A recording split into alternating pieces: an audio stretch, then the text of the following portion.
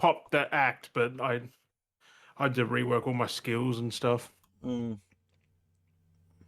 I'm like, It I'm gets not a bit doing like that that. at fucking like 4 a.m. Like, fuck me dead. No, and it gets like that. I You're like, was nah, I'm gonna tired. save it. Got my beverage of color choice. Nice. Beverage of color choice. It's tea. Can't say that this day and age. It's tea. It looks like I'm drinking it. It gives the perception of drinking a beer. No one puts beers in a glass like that. I mean, I do. You know that. The amount of things I've drunk a beer out of. Yeah, but still, beer should be kept in a bottle. If it's in a can, then it makes sense because Yeah. cans taste like shit. Yep. Oh, top up my tea. My peach iced tea. Peach iced tea. That's the best one. Apart It from is the best. maybe the strawberry one as well. The raspberry one. Oh, I don't see that too often. What, the freaking raspberry? Mm. The lemon one's nice too. Mm. All the Anyway. Lipton iced teas are fucking delicious. Bloody beautiful. Should be giving the. I'm used to my mic being there. I've unplugged it, so I don't need it in the way. So I'm used to touch. I'm like, oh no, it's not there because I'm usually moving it out of the way when I drink. But anyway, let's get the as always. Let's get the intro and the outro. What's up, beardies and beardettes? Welcome back to another fine episode. I got something stuck in my beard of the Beardy Bros podcast. Woo! Oh fuck my sheet. What's so yeah, beardies and beardettes. Hopefully you're keen for another exciting episode. Last week's episode, it's weird. Last week's episode, I was looking through the statistics. I was just like re-logging out of my Spotify because it was signed into the Beardy Bros account on my Spotify, so I didn't have my playlist and I wanted to play around with shit. And then I'm trying to log into the thing. It's like, and it's signed because I signed out of my Spotify. It signed out on the website for the podcast, and I'm like, fuck. So I logged back in and had to go around. I was just checking everything, and yeah. So episodes are up there. I got onto it and actually did the episode a little bit early instead of having them come like up on the weekend. I had it drop earlier in the week, so I'm trying to get them slowly back into order so they can kind of be around the same time again, so everyone can hear them at the same time. Whether you like, you know, Spotify or YouTube. So I wanna readjust that for everyone, so not everyone's behind and feeling a little bit left out. Because you get to a point where it's unmanageable at some point. I'm not saying right then, but no. So I'm just trying to bring it back down. So yeah, so be up to date soon. Everything. This one should be online, especially now that we've got Summer Games Fest happening. So it'd be kind of interesting. Like if I was talking about, it'd be kind of funny if I was talking about Summer Games Fest and then YouTube got it like, you know, a couple of days after it happened, and then Spotify's like a week after it happened, and then the next, you know, it'd be kind of confusing. Right. Like, wait, why are they talking about this when it's like really like it means this is relevant, so we need to be relevant this week. So and going forward, so bring it back a step. But no, going through having an interesting look at that when I was logging back in, and last week's episode, which was like where we were a bit more insightful. At the moment the views have been a bit low, a bit tanky. But the episode before that, which was literally us like time wasting, has better views and interactions than like most of the other videos. Like, what the fuck? It makes no sense. But while I was having a look, I was surprised with with the website side of things for the Spotify. We can now interact with comments. After 5 months, we haven't been able to interact with comments. Like, we haven't had that feature there. And there's been one comment sitting there for over... We just haven't had the... Like, every time I've gone to look at comments, like, I could see a comment in one of the homepage tabs. And when I click on it, it goes, you do not have this feature in your region. It's just like, why? Like, it's just comments. Like, why is it a feature? Why is it a feature? Fuck knows how long. Like... Well, it's on Spotify. They don't have a comment section is different. Oh, Spotify. So you can leave comments and stuff. So now I can actually. So I saw that one comment that's been sitting there, and I'm like, and it was just literally hello, and I've gone back to it now, going hello. Sorry, it's taken 5 months to reply back. Now we can. So it's just like, right. It's like, yeah, there's that one comment that's just been sitting there, and then I can now look at the polls as well. Because that's part of the whole thing. So the polls, every time I put polls out that no one's interacted with, which is not the principle, it's the fact that I put polls out for engagement and we weren't allowed to look at them. Like, how? Like, why give me the feature to make a poll to like engage? You can't see them. Like, it's like, why give us the ability to create engagement, but then we can't read or interact with the engagement? Like, right? Like like same as comments. Like, why allow us to have comments to create engagement and be like, nah, that feature's not available in your region? Then why allow people to do it? Like, it's just like, come on, Just guys. cut Like, that feature entirely. Like, I like, don't get that. yeah, so now we can view them. After 5 months, it's taken 5 months. Basically, it'd been longer, but like for us, it's been 5 months because that's the staple point when I first implemented years it. at this point, actually. Like, But so with that but yeah, saying, feature. more comment interactions. I will reply to them and I will go through them if I see comments now on the Spotify, and more polls. Now that I can actually interact with the polls, Right. I can make polls whenever I feel like it. Now I can go back and like add polls to old episodes, start new ones, close. You know, I can do all that now. You can add the polls Interact to the with them. polls. The poll of the poll to Exactly. the poll. So it's just crazy. So no, I was like, damn. So yes, Crazy. fucking crazy week. Games, and games. We did say that last week. We did say that this week was going to be full of gaming stuff, and everyone should be prepared once again, because we are now in And June. next week, because on Monday there's Xbox Game Show showcase. Then you got other things. There's still Summer Games Fest happening. Yeah, like it's all It's like Gamescom stuff. That it's all these. I fucking love this time of year. Like you get to see what's coming out in the next year, 2 years. Like even this year. Like There's a lot. So like the first few announcements they had, I wasn't like massively like I wasn't interested in what they kind of like what had they showed. Like I watched it. And there's only a few select titles I watched, but then I watched like the Summer Games Fest. That was fucking insane. Summer Games Fest, like I wasn't really like, I don't know, it was because my expectation wasn't high. But then at least, but there's been other times where it hasn't been high, and I've been like, oh, that was kind of disappointing. But this one was like, I don't set expectations. Yeah. I just go in and go, oh, that's cool. but I was like, this was like on the- impressive. Like some of the stuff they had, I wasn't expecting those things. I was like, oh, okay, this is getting a sequel. This is getting a sequel. Oh, this franchise has come back. Things like that. Like, you know, oh, they made an adaptation for this for, you know, a game that was like a Japanese-based game. You know, now it's like for other markets and stuff. Like, there's so much going on at the moment. So it's crazy. There's a lot. So I will go through a checklist of a few of the ones I had, but. While it's on my mind, because of the RGG studio is going to come up in the Summer Games Fest. Their director's cut of Yakuza 0 is only a game keycard. It's a download. Oh, it's only it's not like, yeah.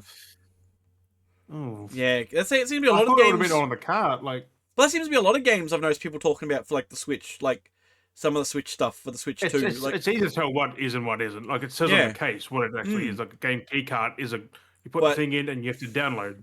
Like it is still better than a code in a box. Yeah, but still not better than a code in a box. I mean, it makes up because like a lot of these people are getting a case. Like I saw someone that made a post about it where they got a case just for a slip of paper. It's like, why have a case then? Just for a slip of paper? It seems like completely redundant to be like, oh, here you go. Like you'll see it. Like it's just a little pathetic little fucking. Yeah. So if you haven't seen on the Insta. Which I did share. Jim got his hands on a Switch too, which we will go through later. We'll have a little bit of talk about that more in depth on that one, but we got a few little things. So yeah. So no, that was cool. I was like, oh sweet, you got the photos up. I'll grab those, and I was like, yep, I'll repost them. Just get that awareness out there for us. Right. You know, plug it. So it's pretty good. I was like, damn, impressive. Do I make a video? Nah. Post? Nah. Yeah. Nah. Yeah. It's hard with Instagram though, because Instagram is very fickle now. Like it is a very from what I've been playing with engagement and stuff, it's a very dead market. Like Instagram only works majority to your follow base.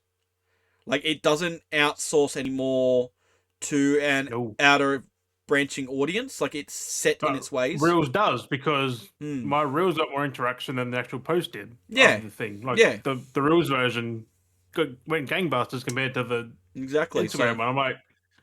It's cool that it goes to both though, so you can just put it once, choose to go straight to both things. Yeah, make two different versions, which is nice.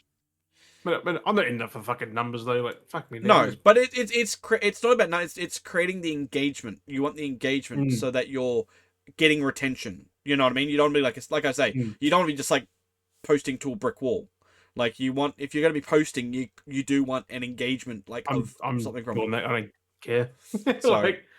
I'm just putting what I enjoy on the Insta. Like, if people like it, they like it. They don't. It's not about it's like I said, it's not about the likes. It's just it's the It's the canvassing. Well, if they like it, they engage with it. If they don't, they won't engage with it. Oh, I mean, well, no, that's what I mean. Like, an engagement, like someone viewing it, someone's going to view it. Like, it's going to be default. Someone's going to view it. Like or not. Like, it's just the trap. It's like I can make a post and I can see the retention because you look at the insights and you'll see like 10 of your followers have viewed it. Like that's all it's like come across. Like it's only come across 10 eyes. Like that's not gaining general attention for like the process.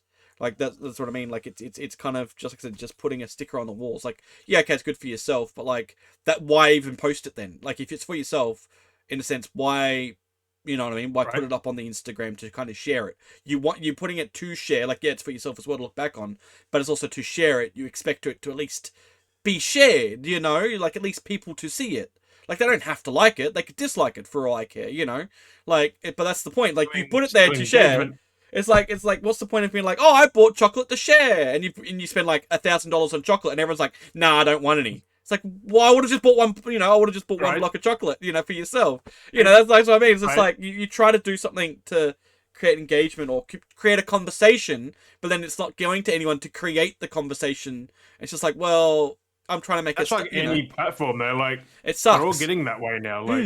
Like it's sad, and it's like I like to just create. Which is good because at least I'm not going to rando shit cunts who just.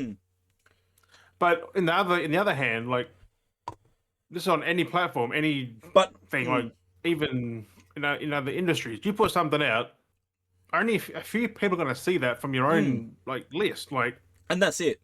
And that's why I hate like for us being like the Beardy Bro side of things, that stuff's got to be designed to be seen.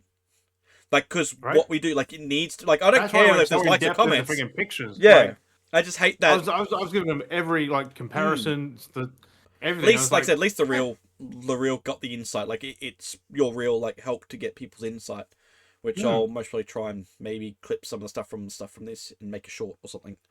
But, like, it's just annoying that that's the way you got to resort to now. Because I remember when you could just post on Insta, no matter what you posted, at least people saw it. Like, you didn't have to be real specifically, and now you got to, like, to get engaged. It's like a bit like that with YouTube. And if you go on Twitter with it now, like, it's, oh, you bought that, oh, gay, like... Yeah, I know, it's like the rage, like, it's like a different kind of engagement. Like, it doesn't bother me if it's, like, trolly or what, but... I don't get yes, someone bought a Switch too. You don't have to... I know. Oh, did you post them on our socials as well on Twitter? Did you, or just on your... Not on Twitter yet, no. Yeah, post them up there. Do some smart-assy something with it. What's the picture limit, though, on Twitter? I'll just do a conversation with each one. Just fuck it. Just go like bam, reply to the top one. So like part 1, part 2, part 3, part 4. I do that all the time now because that's the way Twitter format kind of works. Right. And it's fucking great, like creating engagement because you engage. It's weird because you reply to yourself and that actually creates an engagement. So then you keep creating a tier and you engage with yourself. So the last one, thing and put a description of that one, description of that one, description of that one, like.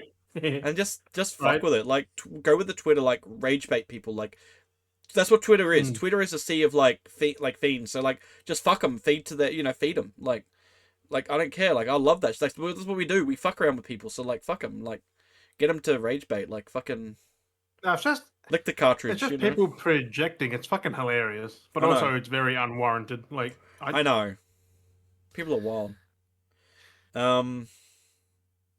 But no, there's a lot of stuff. But like I said, it like I know I keep talking about it, and people might be getting tired of me talking about it. But it's the principle being, if you're going to be in a social media network, the whole point of that is to socialize the media. If you're posting and nothing's being socialized from the media, what's the point of posting it? That's how I see it. Like you gotta have some kind of engagement. Like I like to post a create a library for myself, but the reason I post it is because I do want to share it.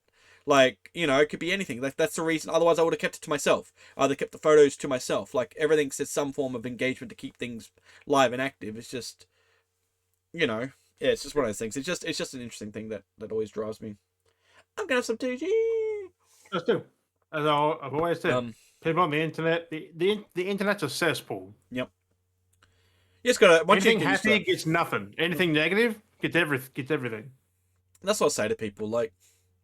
That's what I say to people. Like, I know people can be, like, especially, like, now that we're in, like, Pride Month as well. It's a mixture. We've got both Pride Month. It is actually kind of ironic. People kind of glance over the fact that, like, oh, it's always just Pride Month. And it's like, but it's also Men's Mental Health Month.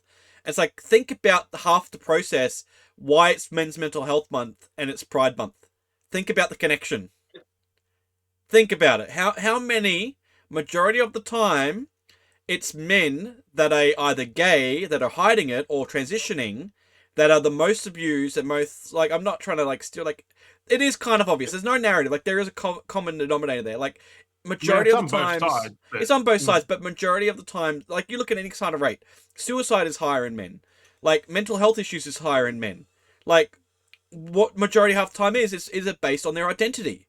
Like that's the biggest. Like it is a biggest common denominator, and it is ironic. yeah, it's the way they get treated. Like it's Yeah. just like it's and that's why it's very ironic that people glance over the fact that they're both two different things in the 1 month that actually have a higher rate in common than they realize. Because people go, oh, it's all about pride. Well, who cares about men's mental health? Well, that's key number one sign there. That's why, like, it's always but common denominator. I don't like, give a shit about Pride Month because hey, it's all like fucking year.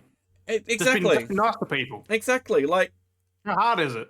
it's like it's just a common thing that just blows my mind that like it honestly blows my mind how people don't connect the dots and think out of the box. It's like I've got It's like these things shouldn't have a month. yeah, it's awareness. It should be it's common more of a sense. yeah. I mean, there's a different. I mean, Like, if it is about spreading awareness and being like helping. yeah, but that should be all year round, not Yeah. just not like 30 fucking days of a year. Like, exactly, which is always say is a big marketing tactic. like don't do it every day, but like just remind somebody every now and again. Like someone says something, just hey, dude, support, be the stop. backing, Like, and I mean it. Yeah, it's a lot. There's a lot going on. It's fucking crazy. Like nearly every month of the year is something now. Like it's just fucking stupid. Because that's like Same as days. Oh, this day is that day. This day is that day. Can we just stop that? I know, trying to make an excuse to come up with some kind of random day, wacky day, just to a day a day is just another day. You just wake up, it's another fucking day. That's it. I don't leave that one on. But you go to work, do whatever the fuck you want to do. Like it's another day. There's no tag to it. But that's like as bad as it can be. That's like Jonathan Joss who recently they were a voice actor. And they did King. They started King of the Hill and a few other things. That person. He played the Indian guy. Or Native American. Yeah.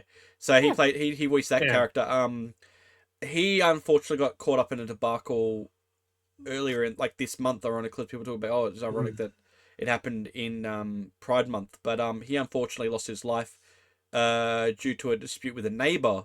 There was a lot of stories going on that was coming out. So stuff that he had a dispute with his neighbor, and his neighbor was like going mental crazy, and they had a dispute, and he shot him. Ends up apparently turning out to being that there's been a dispute going on for a while, and apparently he was defending his partner who was trans. So it was basically a whole hate crime thing going on, and he was basically just, I guess, got to the point because he's been apparently arguing with his neighbor or some shit, and yeah, unfortunately, it just got to that point. I was like, that's just wild. Like, that's when you just don't communicate with them. Like, I know. Who cares what they say? Let's ignore the fuck out of it. Yeah. Well, it's only words. What are they going to do to you? Like, I know. Like, if they start getting physical, then you go to the cops about it. Like, you go to someone. Like, so unfortunately, America is cooked, and they love their fucking guns. So it's sad that it happened. But that's just crazy. Well, they do here too, but you don't see anyone using them. Yeah. We're a bit different. You're not going to have anyone having an argument with someone like, "Oh, I'm going to get off my fucking and start shooting people." Like, it's just fucking no. That's a different level of mentality. Like, that's a completely different level of mentality. Like, I mean, I'd be concerned. I mean, I feel like there are a few people that would do that here in Australia if we had gun laws like America does. I feel like they'd be like, oh yeah, they fucking would be. But then again, like it's a fucking baseball bat. Yeah. He had a gun. He would have come in with a gun instead and would have shot everyone. Yeah. He would have. He would have been the type to have been like, no, fuck this shit. I I prefer a baseball bat because it makes that cover fucking miss. You know, like goddamn. No, it's just sad. It's just I don't know why people. I don't know. Think people got to resort to violence to have a little issue. I know we don't like to really talk about these kind of things like this depth of stuff that come up with, but that's also like the recent case that had been going on for a while of that the Phoebe girl, the 17-year-old. She unfortunately did you hear about that case? The 17-year-old girl found. Yeah. So she had been missing for like fucking week. Well, started for a few days and a week, and it's been going on from there. I knew nothing about it till I saw the latest thing. So yeah, so it was she went missing because she was apparently going to go to her boyfriend's. Then there was lost miscommunication. Then apparently I thought it people was a took her, bad didn't idea. take her there. And then it was ended up being like it ended up coming down that it was the roommates she had been living with. So she was 17. She was Oh, living at home. She was living with they were like in their late 20s, early 30s. I think they were a couple. So she was rooming with them. They apparently ended up being charged for it. Like Jesus. what gets me is like what drove them to that situation? Like what were they thinking? Like oh we've got this who's like let's just What's kill her. anyone thinking? Like whoever Like does that, I don't get people's like oh we're done with her, fuck it, whatever. Like what? Why? Like it could have what been is anything though. Like it could have been like someone else telling them to do it. Like I could don't have been know. anything. It's just fucking crazy. You Like know, how like little people. whispers and shit. Like people Yeah. claiming that shit. I don't believe that. Like no one can Oh. force you to do stuff like that. Like how they acted after everything was as guilty as can be. Like they disappeared and they were found again. They'll be Oh like fuck yeah. they gave themselves away so quickly. Like but like Yeah, it's good. as I tell They gave everyone, themselves like away, if but you run, you're hiding something. yeah. But it's just Like fucked. It's just if a cop comes to your door, you don't. If you're innocent, you just fucking take me. I don't care. yeah. Like Like what's you're up? you're You not know. going to find anything. Like if you're Yeah. innocent, there's nothing there. Like Exactly. But no, as it's soon as just you run, that's instant guilt. Like yeah. Now the whole thing was cooked. It was just fucked. I was like, wow, like what a ride it's been watching that story unfold. But it's just like I don't know what people right, think. I don't know how people get to that. Like it's just unnecessary. Half it's of these more things common you than you hear. fucking think. I know. It's only because we have social media now that we're aware of all this shit more often. Like it's just fucking cooked. It's just unnecessary. Like I don't get why people have to be like that. Fucking psychos. I don't know. I blame, for the most part, like documentary stuff. Who like some documentaries about this? What are they Mm. called? Again, the psychopaths, and serial Mm. killers, and they're like, "Oh, I'm a bit like that. I'm going to go do this." Yeah, and some people, yeah, because they're Like that's when you literally, need help. yeah, exactly, literally, they're fucked. So like, and then to be influenced by something like that, that's just completely cooked. Like if you're influenced by something on the TV, it's not a good thing. It's just wrong. But we'll move on Like, from that. I don't want to like I've been trying to avoid it like right? the last few weeks, but we'll um I know Summer Games Fest and the uh State of Play, which I think was pretty awesome. Like that thing was fantastic oh, Wookie just messaged me. Okay, because I had low expectation going into the State of Play, so I didn't expect Wolverine because they didn't no, hype up anything to do with we Insomniac. joked about that anyway. It was fun. It was freaking hilarious. Yeah, it's definitely next year sometime or 2027. Now, wouldn't it be funny though if they ended Summer Games Fest with Wolverine showing up? That'd be fucking dog shit. Like I'm like, bro, you just do it dirty like that. No, I just don't put that. But where's my notes here? Like just like didn't they do that with didn't they with Wolverine once before? What's that? They had it at the end of Summer Games Fest. Something like that, yeah. I'm gonna Google. I'm gonna see like Wolverine first reveal. Like, But I'll talk about before we get into something else. So I'll go back to the other one. So there was that I did send you the image. I think I took the screenshot of that, sent you the image, so I could talk about it as well. Where was it? Because it was fucking, was it EB shared the photo or something stupid? It was fucking goofy. of what? The games that were announced. Yeah, there's the EB tag. So weird how they got the format and they posted that. It's the state of play.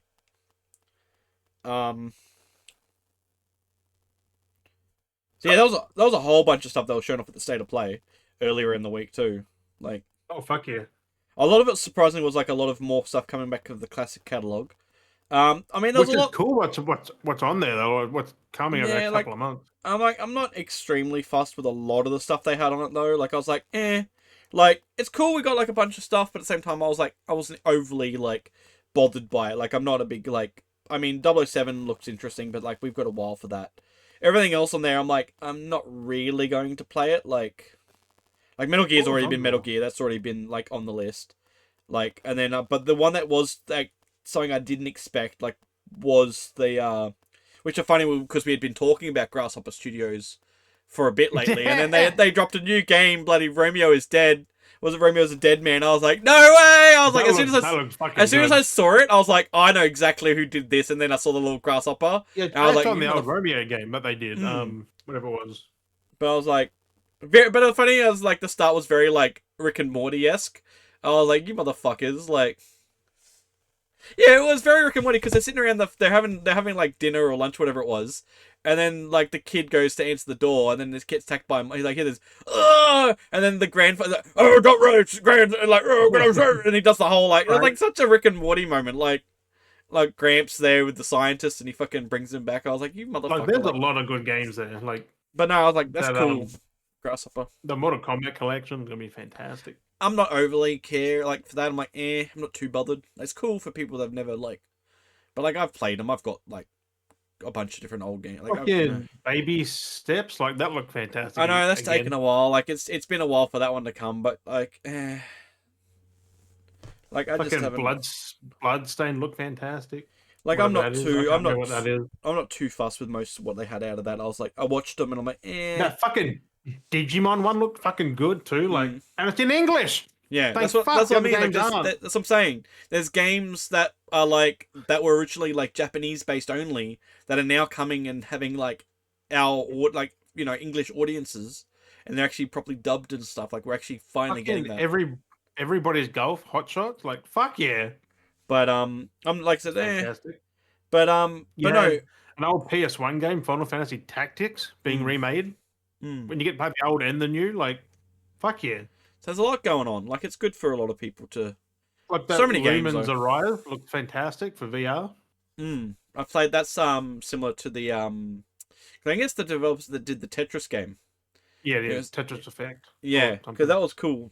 I played on the Xbox Music. That fucking Marvel fighting game looks fucking amazing. I'm not fussed. It's just like Marvel Capcom, but without the Capcom. Like it's cool. And wicked, like Iron Man's armor looks fucking amazing. Like Space Iron, Well, we've got so many because we've got that coming, and then Summer Games Show showed off another Marvel game, which is a 4-player like side scroll shooter fighter.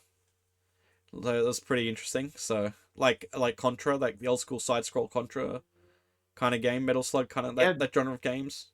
Did you see that one? Ninja Gaiden Ragebound. I haven't, no. Yeah, no, so it's a side scroller. It's a 4-player side scroller, and it's another. There's so many Marvel games coming out. It's ridiculous. Like the fact that we've got a Marvel fighter, then we've got a Marvel. Like Marvel's doing a genre genre. The fact that the fighter makes sense because it's actually by some of the fighting legends. Yes, like, I mean, like it's Marvel vs Capcom just without the Capcom. Like that's the funny part. Like it's a lot better because it's built just. With Marvel, exactly. So. But then we've got a Marvel side scroller 4-player shooter, platform shooter, like like Streets of Fighter and stuff like that. It's all that genre of games, like Streets of Fighter and all that. And it's got assortment of Marvel characters you can play as. So I was like, that's interesting. But at the same time, like I'm not gonna. There's so many games. Like I'm not gonna play these. Like there's too many fucking games. 3. Hey, which one? That looked fantastic. Neo 3 looked fantastic. See, I never played the first two, and I'm not really bothered in them. So I'm like, Like it looked interesting. Pragmata. It's like there's a lot of games that you'll most probably play most likely. That gave me PS3 vibes. That Pragmata, like, gave me the binary domain vibes when I played that recently. It just like it had that feel of like third person action game. I'm like, yes. Have a look up the website. Because you didn't look. So you didn't look at anything. I did at the Summer Games first. Yeah, I did a bit. Did a bit. Where's the website? And the fact that PlayStation have finally made their own fight controller is fantastic. But I got to select a few highlights, but I'll bring up I want to find this actual list down there. Fucking Silent Hill F, that looks fantastic. That comes out September 25th this year, so Sword of the Sea looks fucking amazing from the Journey devs, Journey Abzu, stuff like that. You had Thief VR, Legacy of Shadow. Like Thief in VR, that comes out this year as well. Which I said today as I'm going to get a VR hopefully in the next month. So I'll start doing VR content for everybody. Get some opinions. Yes, where's that list? Did you go the thing to see the list of announcements? But and Tides of Tomorrow look like Age of Water. Yeah. I'm like, I played this game. I was like, okay, it's not Age of Water, it's Tides of Tomorrow. It looks better than Age of Water, though. I'll give it that. Yeah. But I think very big vibes on that. That comes out February 24th next year. Like, ooh. Fucking Waterworld vibes. Oh, sweet. No, the state of play. I'm keen for like 90% of that. Tom's Guide. Oh, I could just bring up Tom's Guide apparently. Yeah, that's what I got up. Tom's Guide, just in a random fucking order. So yeah, that was a lot. I mean, it's kind of in order. I mean, there's so much. There's so. Is it in? Oh yeah, it's back to front. The order is back to front. Oh, is it? Yeah, I think it's the last announcement to the start announcement. Kind of spoils the whole thing because big reveal. Might as well say it, big reveal because we're looking at the list and you've already seen it. They did the teaser for Resident Evil 9. I saw the trailer. That looks fucking amazing. But the announcement was pretty sneaky how they did that. That was so well done. We're back in Raccoon City. Okay, so yeah, there's a whole. Okay, where we are. There we go. It's the whole. And then you realise that the department looks the same. I'm like, yeah, he's in the same department. I'm like, yeah, it's 25 years later. It's cheeky. So I did take like a hot list of what I liked from the event, but I was it's like, cool that they like kind of contain the theme because there was no zombie. They're in a fucking office. Like I was like, the world's kind of back, but then another outbreak is like. Well, yeah, it was kind of like showing that some stuff they couldn't go back to because the cities were abandoned. Yeah. Some parts of the world were still fine, and then some stuff is like it's kind of a little bit more. So there's a lot more going on. So I feel like this is more of like this continues 25 years from the second or third. Yeah, Requiem. Yeah, which is RE9 because the Requiem. But they could have just called it RE9. But they did call it RE9. I think we're gonna have a turn to Requiem. Well, they did that with Village as well. They did with that Village with 8. The VII, yeah. Yeah. And then Requiem doesn't fit because there's no 9 in there. I know. Well, it's the Q. The Q is the 9. Oh, it's stupid. But I mean, as long as the game's good, I don't care. But it looks like we're going to be exploring from how that was showing is we're going to be exploring like locations, like older locations and stuff. So I feel like it's more of a city boy. Like this is like a more of a worlds game. Like we're going to be traversing locations and going all over the place. I feel like a little bit. Yeah, like in the previous one. So I got this in order. Hub Worlds. I've got the list up here in proper order now. I did make highlights, but I'll go through the list. So the first one they showed, because I jumped on when I woke up, I was about maybe 20 minutes, half an hour behind, so I had to kind of skip back and start from the start. So I didn't technically miss it because, I actually wasn't about half an hour. It was like maybe 15 minutes because when I was like jumped on and when I scrolled back to where the things it had that prepare for the stream which runs for like 20 minutes, whatever it was. So it was like it wasn't too much that I missed. So I was nicely in line, like almost up. But the first one they announced was Mortal Shell 2. And it was kind of funny because when I watched it, I knew it was Mortal Shell because I played Mortal Shell. And I'm like, I saw the body and they're like, I'm like, this is Mortal Shell. Like, you can't tell me this is not Mortal Shell. Like, this is 100%. And then it's like Mortal. Like, yeah, no, it's like everything the game is. I'm like, yeah, no, that's 100%. Which is great to see because that was done by an indie developer. The first one was an indie developer. It was barely anyone that really worked on it. It was like the first game's a bit rough, but this should rectify. Yeah, I'm like, this is cool everything. that it like an indie game did that well. It's basically become like a AAA title in sense. Like it is like people are like wanting this. Like it's like that's cool to see that. Like it's crazy.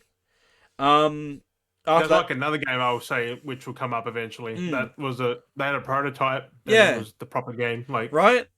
And then they, of course, did the Fortnite Star Wars thing, which I'm going to try and stay up for because there's no point, blah, blah, blah. I'm not going to talk about that. Right. I'll talk about it later once it's done. That new trailer for Death Stranding 2.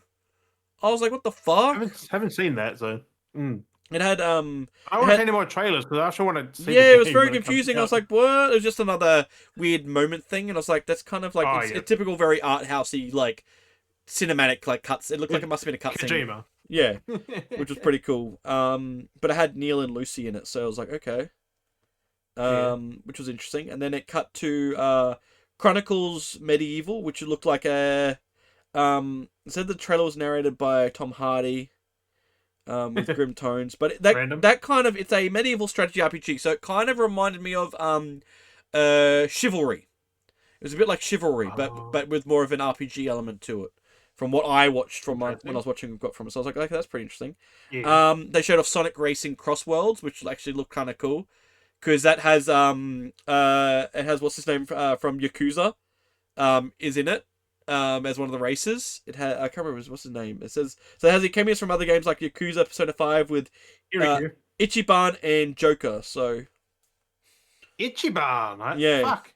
so Ichiban from Yakuza. He is fucking good. He's in Like a Dragon. But they've also with Sonic Racing, they're also crossing over with a special Minecraft crossover. So you have like a mine cart that you race around. I was like, what the fuck? Like it looks like they're having fun with this Mario Kart, right? Sonic Racing Cross Worlds. Like it literally is like they're getting a whole bunch of crossovers with other Sega because apparently Miku is in it as well. So they've done a crossover with Miku and a few other characters and stuff. They're doing a big crossover with it. So they're really having fun, which is good. Like it's their own IPs, like putting and nice. stuff. So, but like I said, like we've been saying, games just need to be games again. Like do goofy shit. Like nothing needs to make sense.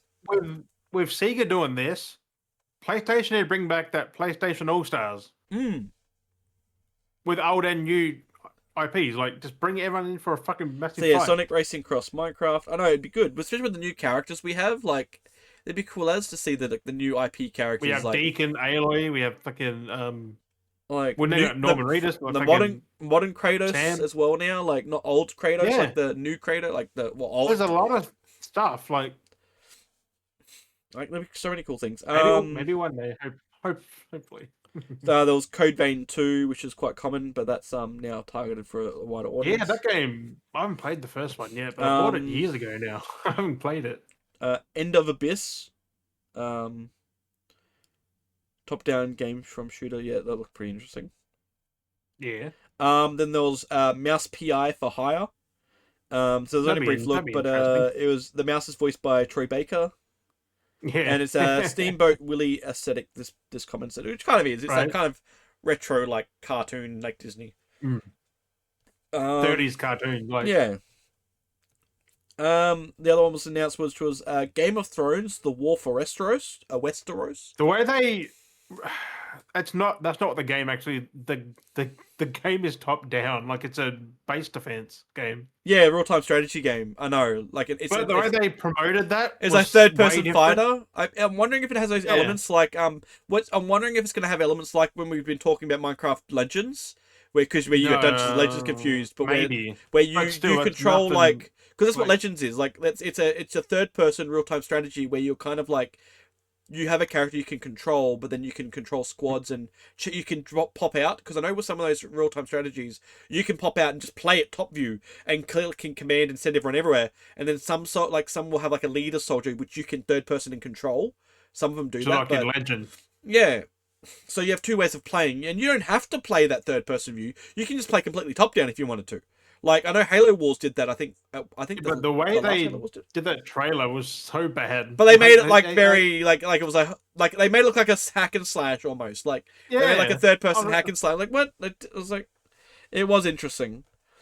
Because they know that the RTS is a niche thing. Like people won't gravitate towards that if they show just that. And that's exactly it. So it's interesting. But you're advertising it as something else, and then people buying that, they're gonna. But at the same time, it seems kind of weird for now to release a Game of Thrones game that's set on the War of Westeros. Like that's like we've had that. Like you know what I mean? They got Jon Snow turning into a White Walker is fucking weird. I was like, are we past that? Like I mean, I haven't kept up with my Game of Thrones, but I'm like, it doesn't feel like a bit late now to bring that to the table. Like how many years after the fact? So. Like. So yeah. Anyway, there's fucking pop-ups. What surprised me after that, because I was like, wait, no way. I was like watching, I'm like, no, but I knew you could tell by the aesthetics. I was like, what the fuck? But they announced Atomic Heart 2, and I was like, fuck, now I'm gonna have to play the first one. That's the game where the first one's a bit rough around the edges, and this one they up to 11. They know exactly what the universe is in this game. Like watching what they had for this, they knew exactly the tone they wanted, and the song fit so well too. The mechs you can drive, all these things you can do, like different cars and mechs, they've been more, they're more comfortable with it now. It's very Bioshock-esque, which is nice, and that's what it kind of was to begin with. But the first game was very like, how do we? From what I saw, was like we kind of have an idea, but how do we approach this? Like the ideas are there, but they're not built upon until now. So it's crazy. Like that's what a sequel should be. Yeah. So I've got to play. I'm wanting to play the first one, but now that there's a sequel coming, I'm like, I have to play it because I'm wanting to play it. Like it's literally on my cards of games I want to play. So I'm gonna have to pick that up at some point. I might do it very soon because I've had it since it came out like 2 years ago. But the dirtiest thing that got me after that was not just announcing Atomic Heart 2, they doubled down, then announced The Cube, which is a MMORPG set in the Atomic Heart universe, which is basically a kind of like an extraction shooter kind of game, which is interesting. So like different? So like you have the cube and it operates like a Rubik's cube. So it rotates, so you have the landscape. It's funny how Mundfish come out of nowhere and do all this now. Like they come out with Atomic Heart. It's like, but because I was watching it and it has like regions, like biomes, and I don't know what happens when it plays, but it rotates and shifts the biomes so that you can be like in snow, then it cuts to a mechanical town, and then it can be just landscape. Like it changes, I think, as you play, so it just rotates. And like I said, it's an MMORPG, so like it was fucking insane. I'll watch it with you after. And then moving on to the other, because not on in that order, but like Ill. No, that was somewhere there. That's published by Mundfish. Yeah, I know. It's in the Mundfish family because they took over. Because the original developer before was just a solo dude, like he was just doing it all himself. Now you got Mundfish backing it. Yeah. Like that's what blew my mind. That's what blew my mind, though. Mundfish come out of nowhere now. That's what I mean. Like, because they just did Atomic Heart, then they come with the trailer for Atomic Heart 2, and then doubling down that they've not just made Atomic Heart 2, that they work on an MMORPG, which is like 2 big games then you're working on. And then either helping with Ill or just publishing, or both. So what the fuck? So I'm intrigued by both of those, even if it is like this, because it's an MMORPG they're saying, but it looked like 100% like a battle royale extraction shooter. But the way they're doing it though, I think it looked cool. Like the way they're taking the approach. Oh, yeah. Right. It was kind of funny because after looking at what Splitgate's done, which I will talk about more about it. It kind of looking at the two of them, they kind of have similar ideas with what they're going for with the whole biome change area. Like I was like, it's cool, like how these like similar ideas, but people are trying to change up. Like people are trying to be innovative now. Like we've had extraction shooters, we've got battle royales. How do you improve that? Because you look at games like the Off the Grid that's come out now, which is kind of like a PvP, PvE. It's still kind of an extraction shooter, but it's a battle royale. What do you do? Their unique thing they've done, which is like the whole limb thing, which you could you lose limbs if you're in combat, so you can crawl around and like.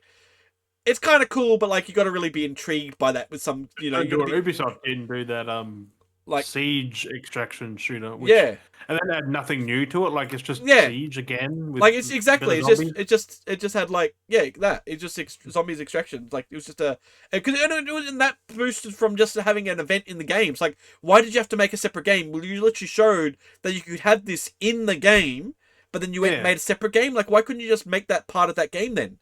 Which like I said, I'll come to Splitgate about that because they've done it the right way with things like that. So I'll talk about it when I get to that. But yeah, so it's good to see like clearly like Atomic Heart with Mundfish. Like Mundfish have gone, we need to make 2 separate because these are big. Mundfish are just on top of their game right now. Like they're going at it while they're at the high. They're like, fuck it, we might as well just go for it. Like it's cool how. Like we haven't had Bioshock since 2013, and these are like the which like it's in successes. the same vein of like a life simmy kind of action first person. They're a spiritual successor kind of thing to it. Like they're like in the similar vein and like they're heavily inspired by Bioshock, and System Shock. Yeah, that's cool. Which is we need more of those. Like Prey was like that though. Prey, the arcane one, like that was the same thing.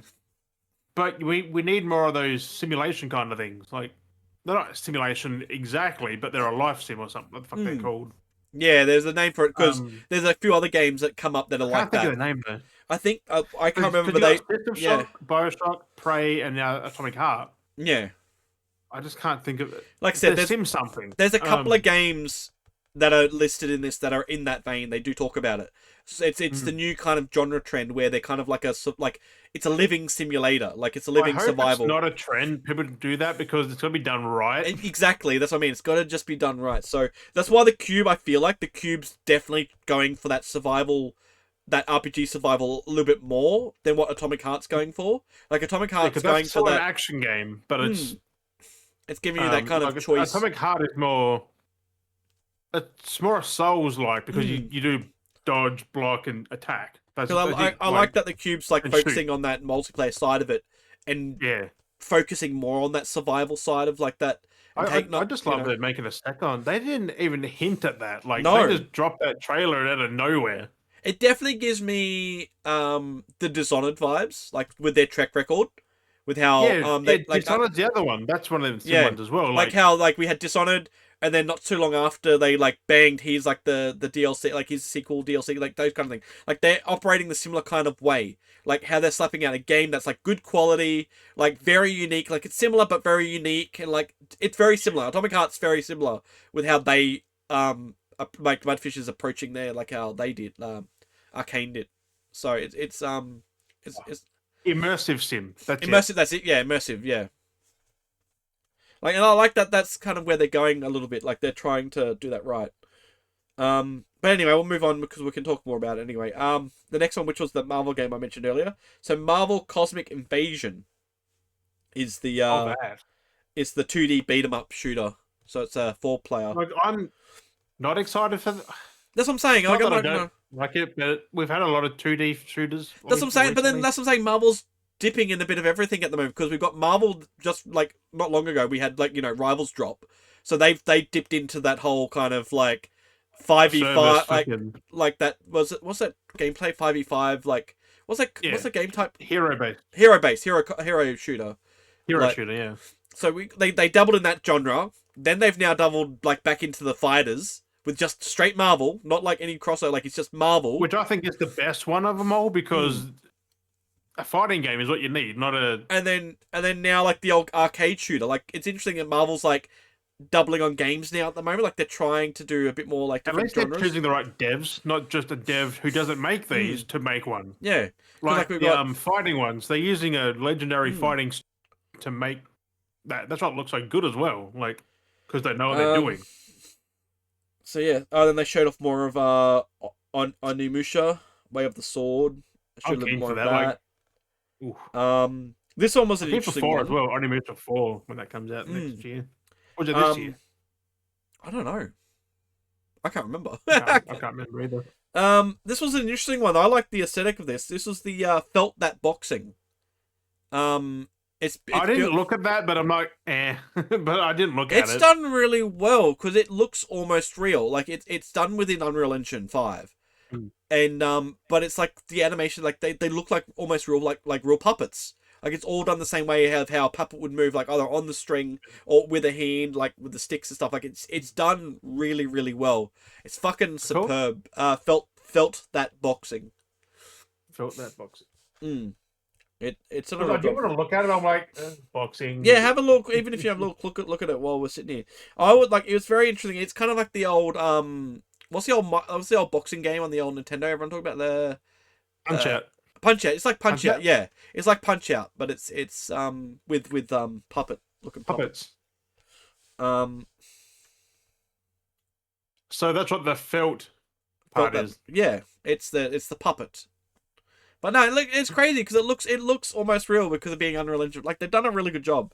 They've detailed the screenshot, like the thumbnail. I was like, I can see the Muppets fitting in here. Yeah, and it's like it's like the behind him, and you fight up the different opponents, and I'm like that's really cool. Like that's unique. Is that Jim Henson's thing? Like it looks like a Jim Henson thing. It's very in his vibe. Yeah, it's very in that vibe. But no, I was impressed. I'm like, this is something new. Yeah, it is inspired by the Muppets. Hang on, is it a fucking story game? What the fuck? Yeah.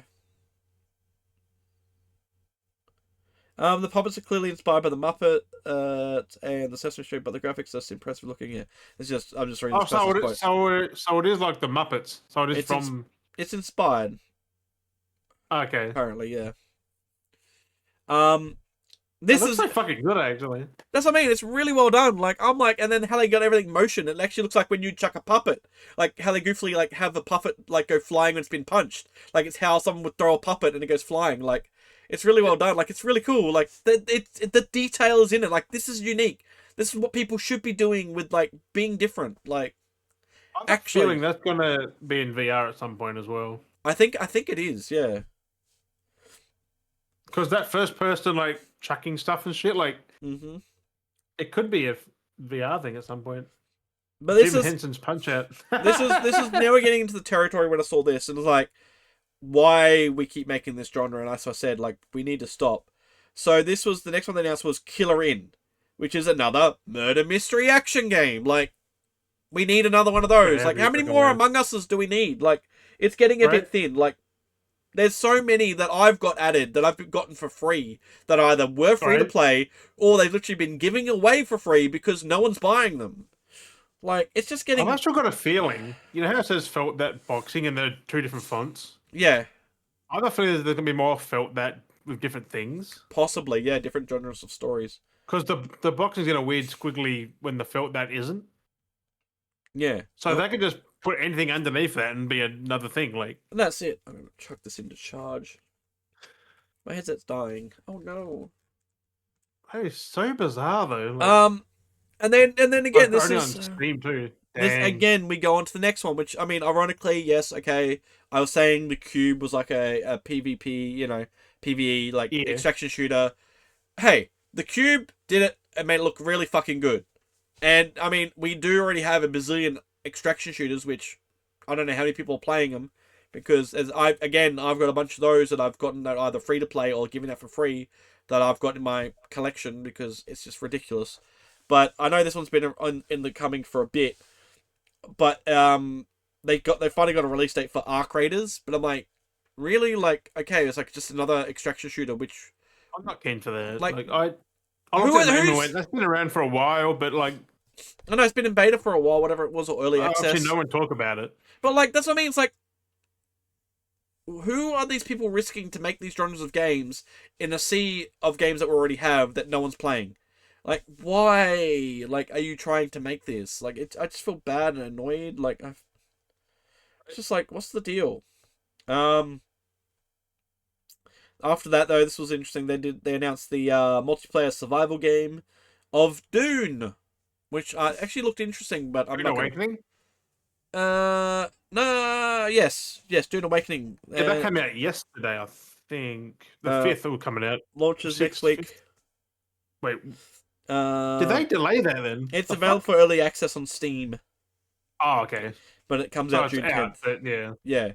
But yeah, that though, like, because of what Dune is based upon, I do like the elements, what they've done for the game. Yeah, but being it's an MMO, like, it's out in the desert. I think it's boring because... But again, like I said, it's hard because, like, we just talked about the Cube being an MMORPG, but what they're doing is cool. Like, different. It's different. Yeah. It's a bit more unique. It's not just about like not about the RPG, those typical RPG elements. It's a shooter still with the Cube, where this is like a bit more like you've got to. I've seen people build their bases. This is like Ark level, like Conan level kind of survival, and you got to really particularly feel for those games. Fact being that, you know, we haven't played Grounded forever or like fucking Small Lands. Like, there's just so many now. It's just like, and the fact they're not quick either. Yeah. Like, you have to dedicate many hours to them. So you got to really find the ones that you like you like Ark, and you dedicate your time every time Ark comes around or plays around or does something, because that's your go-to one. Everyone has their go-to one that they play. So, and that's hard. How do you get more people to come to one that you like? Come to these when they have a go-to one to play? Like any publisher studio who makes a live service game, you have to find an audience, hold the audience. They're already playing something they love. That's like me. That's like you say, you don't like Fortnite, but my go-to MMO shooter, like better, it's Fortnite. It's my easy access to go to. Like, I've played Apex, I play PUBG. Like, if you're gonna jump on PUBG and play, but like I'll jump and play. Like, I like to play PUBG, but it's not my go-to one. Fortnite's my go-to one. Like, you know, everyone has their set game that they play. It's just, it is what it is. Like, people have their favorites. Oh, you got Gingy Ping, boy. Andyberg, the best. Yes, the nicest. I was surprised you see what it was, but the orange label and shit. Yeah, I know straight away. Like, fucking bottle. Yeah, I just told by the shape. I didn't even have to see the label. I would have known. And I'm like, that's a Bundy ginger beer, my boy. Or it could have been a SARS, but It's fucking delicious, isn't it? but this is the main. So we've got the Cube. Okay, so put this in mind already. So we got the Cube, MMORPG. We've now got Dune, MMORPG. Now we have what was announced after that, Chrono Odyssey, which is an MMORPG. I got excited because I thought it was like a Chrono Trigger, like a Chrono Cross sequel, but it's nothing to do with any of that. No, it's just a big Chrono. Yeah, it's just set in the universe like Chrono. I'm like, why do this to us? I'm like, so it's a mixture of like hack and slash games, or like a bunch of MMORPGs that just seem to be coming out. It's just like I'm fine if they're like a single player, not doesn't have like massive, like just have massive open world, I'm fine with that RPG level being like that. Like everything doesn't have to always be multiplayer. Like, it doesn't like. It doesn't really have to do that. This was just a normal hack and slash. This is Wuthering Waves, so it's like another hack and slash game. Mio Memories in Orbit. Metrovania. Yeah, It's a Metroidvania style game. right. This was another cool one because it was kind of like in the vein of like a claymation. This was Out of Words, and it's a two-player. It's a two-player. I haven't game? seen the demo or anything. I've seen I just looked at the picture. Out of Words, and the kid's like that. I was like, it's in the vein of like it's a two-player co-op game, like Split Brothers Fiction and Brothers and all that kind of stuff. Which I like. Oh, that might be something we can play when it comes. Right? If they have it online, like, so that's next year. Though, like sometime next year. Yeah. So I'm like, that's something we'll have to look forward to playing. So, but I like the style that because like I said, they said here Coraline, which it is. Yeah, I like it, and I like that stuff. I like when people it's are very more unique. Coraline than Brothers, like. But I was like, I just love that people are actually playing like co-op gameplay. Like these kind of things. These art styles are innovative. Like they're actually creating elements. They're not just creating a game. They're creating a whole atmosphere. Like that's what I want to see from games, though. If you're gonna be that's like felt that boxing. Exactly. That's actual puppets they're using. Like like it's cool. Digital puppetry. puppetry. There's real physics in that when they hit the rope. Like there's real physics. Yeah, they've done a lot of work. Physics system. It's really well done. Then of course they showed off. I love Ross and Gromit because it's all real. Like, well, even when a lot of it now is getting to the point where it's animated, they've learnt to find ways to balance the two between. No, but it's all made. And, they just scan it all in there, and they can they can hand animate it, which is cool for certain scenes. Well, stuff that you can't use the clay models for. Well, they have special models now. They're not necessarily clay anymore. I've seen them do it. And they have like wires in certain parts. So they can just bend it all the time. It's like plastic. so they can do it more practically than. Yeah, and at least they couldn't do that fucking 30 years ago. Because it was with the last movie they did. It was really cool how they did that. So there's a thing in there. Watch. I haven't seen it yet, but I'm keen. They talk about it. They make a model and it has certain movable parts on it, and then that's how they do a lot of that. It's just the one mold now. They don't have to play around and reshape, and it's really cool. Right. Then they showed off of which we've seen a few times now, which was Mafia: The Old Country. Keen. So that's another continuation from there. My bloody sinuses every time. You sound very nasally. Oh, I hate it. It happens every time. So there's a new Lego game coming, but it's adding a multiplayer element to it now. So if you ever heard of Lego Builder's Journey, it's still like you can still do it single player, but they have added apparently a co-op element to it, which I thought that's pretty cool because it's a nice little Lego world like experience where you can like journey and build and like do little things. It's a puzzle game, so that was pretty cool. Lego Voyages. So, the next one looks fucking horrible. The Nicktoons and the Dice of Destiny are like goofy ass shit. I think that's more for kids than for it's a big crossover with a lot of Nickelodeon like IP. So you got like SpongeBob. And... but the Dice of Destiny, like what the fuck? It's just a explorers top down. Like it's just I'm keen for that. Keen for the next one. But the DLC, the huge DLC for Lies of P Overture. So that comes out. That's out now. So, it's out now. Yesterday, whatever the fuck it was. Yeah, so that's pretty cool. They finally released that. People can get their hands on it. This one was fucking disturbing looking. Fucking hell, this game was, fucking, Fractured Blooms. That was fucking creepy as. I don't know if you watched the trailer for that. That was fucked up. Looks suitably cute and horrific. It was featured, as Doki Doki Literature Club meets Silent Hill. And Right. no, I watched it. It's half farming sim, half farming. What in the fuck? You gotta go around and harvest stuff to like feed the house, like it's a monster house kind of thing. And you gotta go like collect and it's very fucked up. Yeah, you look at that. I'm gonna grab a tissue for a sec. My nose is doing my head in. So I want to see what this fucking bullshittery is like. What the fuck? They're over the outside. Fractured Blooms. 11 hours ago. Here we go. Fucking ad.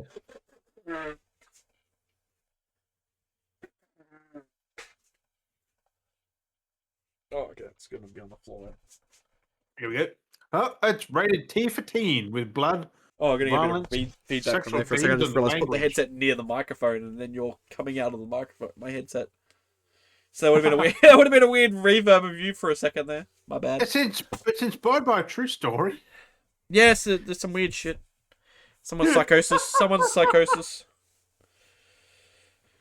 But yeah, I was like, cool, right? I was like, damn, this is like, it's like a very, it's like Layers of Fear, Stardew but Valley very and Silent Hill, like. It reminds me of a more of involved interactive Layers of Fear. That's what it looked like to me. Like an actual, like you're being part of Layers of Fear. Like you are a layer kind of thing. Like you're not just like someone that's in a thing, like in a house exploring or whatever, trying to run. Like you're encouraging the darkness. You're like, oh, do my bidding, feed me. Oh yes. You're playing Ninja Fruit again. Yeah, there's all kinds of shit. The tomatoes. Noms tomatoes. Right? The fucking double voices and shit, like fucking hell. I know, I wonder how often, if you don't feed it often. It's gonna be for teens, that would be scary, but it's got that psychological horror vibe. Yeah. When it needs to be fed. Where it's all in the head, like. Yeah. So that was definitely interesting. I was like, oh, I do like that they're adding, like, that's what I mean. I did like this because we're seeing new things, like actually seeing new concepts, not just like, even though they're, like I said, a lot of these that I looked at, some of these games in this was a lot of hack and slash stuff. There is a lot of stuff as well that is actually adding new concepts to games, like actually being creative. First-person horror game it is. I see. From Serenity Force. Who are they? Let me give a quick Google at them. But anyway, the other one after that was Blade and Soul, Neo and Heroes, Neo/Heroes, which is Blade and it's announces what's this? We had a series of announcements for Blade and Soul's games. Like the game Blade and Soul. Neo is getting new heroes, including Warlock class. There is also Blade and Soul coming. Yeah, okay. So that's just that's the devs behind Doki Doki Literature Club. Oh, actually is? Yeah. I think. That'd be funny. Serenity Forge. It is, yeah. I think. Doki Doki. One Punch Man crossover with Crystal of Atlan. And they did Death's Gambit. Okay. The Seven Deadly Sins Origin. Seven Deadly Sins Origin is an open world RPG coming to PC and consoles. Produced now. It looks like a live service game. It really does. Yeah. Then there was just a big spill reel, which I did remember seeing briefly of that of Unreal stuff. It's just like a big hypercut, like kind of in between little hypercut. Jurassic World 3 could be interesting. Jurassic World Evolution 3. Looks like they're going a little bit more in depth again with it, which makes sense. If you're gonna have these games, you're gonna have to keep going a different layer that's a bit deeper. Yeah. It looks like It looks like there was a few elements when I was watching it, like had a very first person elements to it now, so you can like explore. I think you can explore a little bit more on a first person level, which I mean that's kind of nice to feel like you're involved in the park now, not just being a weird overseer. Like if you can walk around, like that'd be like that's cool. That next one seems fantastic. Mina the Hollower. It's got Zelda vibes, man. Yeah, the old Shovel Knights, bro. It's the people. It's Yacht Club Games who did Shovel Knight. It's coming with a new classic with the Inspire games. Looks like a take on OG Zelda. So yeah, It's that was And different. there's a demo on Steam right now. Mm. I'm gonna download that right now. Then after this one was a VR game for the Quest, which I was surprised by this one, Ooh. which is Oh, dog shit all fucking ready. Deadpool Yeah. VR, and it's voiced by The Neil. fact it's a Quest exclusive, then It kind of nothing else. sucks. It kind of sucked as a Quest exclusive. It did look pretty cool though. But Deadpool is voiced by Neil Patrick Harris, so for the game, it's got to be Nolan North. Oh no, you watch this. It's no offense, Neil Patrick Harris. It didn't sound nothing good. Like I don't like that at all. Oh, you didn't like it? I liked it. I was like, he did pretty good. No, I don't. It should have been Nolan North, 100%. It depends on the vibe. Have you noticed he tried to sound like Ryan Reynolds, which shouldn't do that. Well, he didn't really have to try to. I forget how much Neil just sounds like that though. Yeah, but the way he was talking is like the way that Nolan North did it is actually like. I know it's kind of hard. Like clearly they wanted. I think, like, but I mean, it was very self aware though, because like Deadpool fashion. Like I did like the fact that Quest exclusive says it. Yeah. It's just no one's gonna fucking buy that. No, like we already know that. Like it being like I said, it's just the fact it's Quest. But no offense to Patrick Harris, but no, But that's clearly like that's what I'm saying. It's a Microsoft because it's Quest that's kind of partnered with like Microsoft. Clearly, like they pick, you know what I mean. There's a whole process. There's a reason why things are the way they are. Like it's. But I did like that they had the quip line in there that why couldn't we have Insomniac making Deadpool game? Like I did laugh at that. That was pretty funny. Yeah, it was. He said Spider-Man got Insomniac and we get this. Like he was kind of very. They did it clearly. Where like it's kind of shit that this is like even the game's self-aware like that is a piss take. Like clearly it's just shit. Right. So I did like that the game was ragging on itself. This was it makes sense. This caught me off guard. Dying Light the Beast. We've heard about that for a long time, but we've never seen. No, that's what I mean. And I like the look of this. Like they're doubling down on the whole process for like someone's like I've got to go back and play. Like, the fact that you're Kyle Crane from the first game, like returns Dying Light the Beast to the sequel to the 2015 parkour zombie survival game. But I think it's incredible. Like. And they're doubling it down on the abilities too, like because of like how long where it's set now. Like him going ham was fucking beautiful watching that. Like yeah, he could do that in the other one a little bit. But like because time's gone on, he literally. That's what I mean. Like because time's gone on, he's become more with the mutation that he's like he's harnessed. It's cool as going back to the OG, like Dying Light 1. Like, it's so fucking cool. Because the second one went way different, which is cool. Like, keep the two things separate. But the fact that we've got Kyle Crane, and it's in I wouldn't say the same town or city, but, like, in something similar. Yeah. So that was cool. I was like, damn. But I just watched him go ham with his, like, special ability, like, going berserk. Just taking on shit. Like, doesn't matter what size they were. I had the idea of, like, see the zombies laying there. They're not fucking dead. I would have went and hit him. Yeah, you probably kill him beforehand, like But no, it was just ham watching him like just fucking like punch, like just having playing as him, just fucking grab things, fucking fist through him. Like, yeah, like it kind of like felt a bit like Doom a little bit. Like they kind of like added that kind of like to it. Glory kill. Yeah, I was like, cool. It's like they're not like they. I like how they're expanding with the universe. He ripped one's fucking head off. Like he broke one's neck. He just put his fist through one's chest. Like yeah, I'm like, Dying Light's back, baby. Yeah, they're really going with it, which is great. It's cool that they have stealth now. Like you actually sneak past the volatiles. Before it was like, oh, they spotted you. You're fucked. That's it.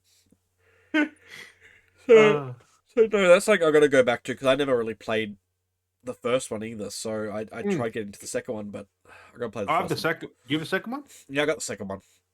We can co-op that from the very fucking start. Yeah. So, So either way, like, and then the good thing about the second one, like cop the first one. That's me. And the good thing about that is doesn't have to be particularly played because they're different characters, aren't they? From 1 to 2. Yeah. Yeah. So it doesn't have to be like it can play either or. It's just I think there's a reference to the first one still, but it's not like different characters. Yeah. But no, this one looked pretty cool. It was a mixtape. I was like, ooh, this is intriguing. So it's set in the kind of like a 90s. It's dedicated to our generation. It's a 90s, like set in the 90s, teenage like hooligans and stuff. Like it just looked like a fun kind of raggedy game. Like I was like, oh, this looks nice. So something different again, like a very story driven like game. But yeah, good. It's an interesting soundtrack. So I was like, I'm keen for that. That looked good. So mixtape. So yeah, definitely check that out. I'm gonna check that out when it comes out. There was an anime, another one of these anime roguelikes, Toa and the Guardians of the Sacred Tree. Wait, what? Oh, that's the name of it. I was like, I thought you went to the next one. I was like, no, what that is. Toa and the Guardians of the Sacred Tree. Eastern mysticism. It's roguelike as well. Anime style. It's just another hack and slash. Yeah, it's a top down. Like, and then yeah, here you go. This one looked cool because I'm like, this is just seafood, but like not the seafood, not the seafood. Like this is just but yeah, Acts of Blood. Right. I'm like, it's just a nice like traditional, well not traditional, but like I mean, it kind of is. It's like a side scroll fighter, but in proper third person. Yeah, because you go around like. It's like a Bruce Lee fighter or something like that, like a movie. You know, it's like says like the hallway scene from Old Boy, like. Right. It's really cool. That'd be cool. What's that, next year sometime? So yeah. It's violent, bloody, and set to launch in 2026. So like that's a nice simple game, but like it's simple premise, but like it's got all the cool features that it makes it like it's fun. So right. This was surprising that they're expanding on this, which is nice. Scott Pilgrim EX. Returns to a side-scrolling brawling adventure where you can play as Scotty and Ramona and his former rivals from the comics. So another 4-player co-op, you know, Street Fighter. Big fucking oversaturation as well now to be. I mean, it's cool if you got 4 friends or 3 other friends, but like, then you're always gonna keep jumping to the next game, which it's tricky. So interesting. I was like, oh, at least we're getting like an expansion. Continue on to Scott Pilgrim. So I like how they had like the robots and all the different things, like adding new themes to the atmosphere of like the bad guys. So that was cool with the original creator. Then there's the Capcom sale, trying to promote that, the Resident Evil stuff, the First Descent deals, which I don't really care for. This was surprising, but Scum going full launch. I was like, what? This like because when we got it and played it, it was dead game. Like, we were on servers... It looks like a wilder, sillier arc. No, fuck off. They've gone wacky with it now. Yeah, but a wilder, sillier arc? No. Like... No, where's the dinosaurs? Where's the... There's nothing like an arc. Like... I know. It's its own thing. Like, there's nothing else like There's nothing like arc. Like, yeah, okay, you got building elements, but not, like, the building... You scavenge more in Scum. Nothing like Scum either, like... That's what I mean. Like, it's like, what? What did I say it looks like? Like it looks like a one. Like it doesn't look like it. Look like it's whoever's done this. Whoever's done this list. It's whoever's done these like little reviews to each thing. That's their reference. It's like they clearly not played Ark. So, but no. Also, what I was shocked by, I'm like, oh, okay, it's going for release. I thought this game was dead because like no one fucking plays this game, and we know. I mean, there are people who play it, but yeah. But like when we played it, for that one period in that week, we were like the only 3 players playing it because we were on servers looking for servers and no one was in servers. Like, everywhere we looked, we kept finding 0 people in servers. Like, we're like the only... It was like the other game we played when we got locked out of that fucking base. Which, That, the Old West one. Oh yeah, like that. I was like, I kind of want to go back to that. I actually want to properly play like that. I want to know the narrative because there's that single player side where you could technically just like, oh, you've moved in, you're now my family, I have child, you can raise children. Like what? Like I want to know that side of things. Like that was weird. But like that, a few people playing. I don't know, that game was fucking interesting. I kind of want to know what's going on if anyone. Until we got locked out of our base because of some weird region mechanic. Like, yeah, you fucking got to claim a region, and if you claim the thing, and then you got locked out. Fucking annoying. It's fucking can't open the door. Fucking move the flag or cross bearing the flag for region claiming and then unclaimed and claimed. It's fucking stupid. Oh, Wait, fucking hell.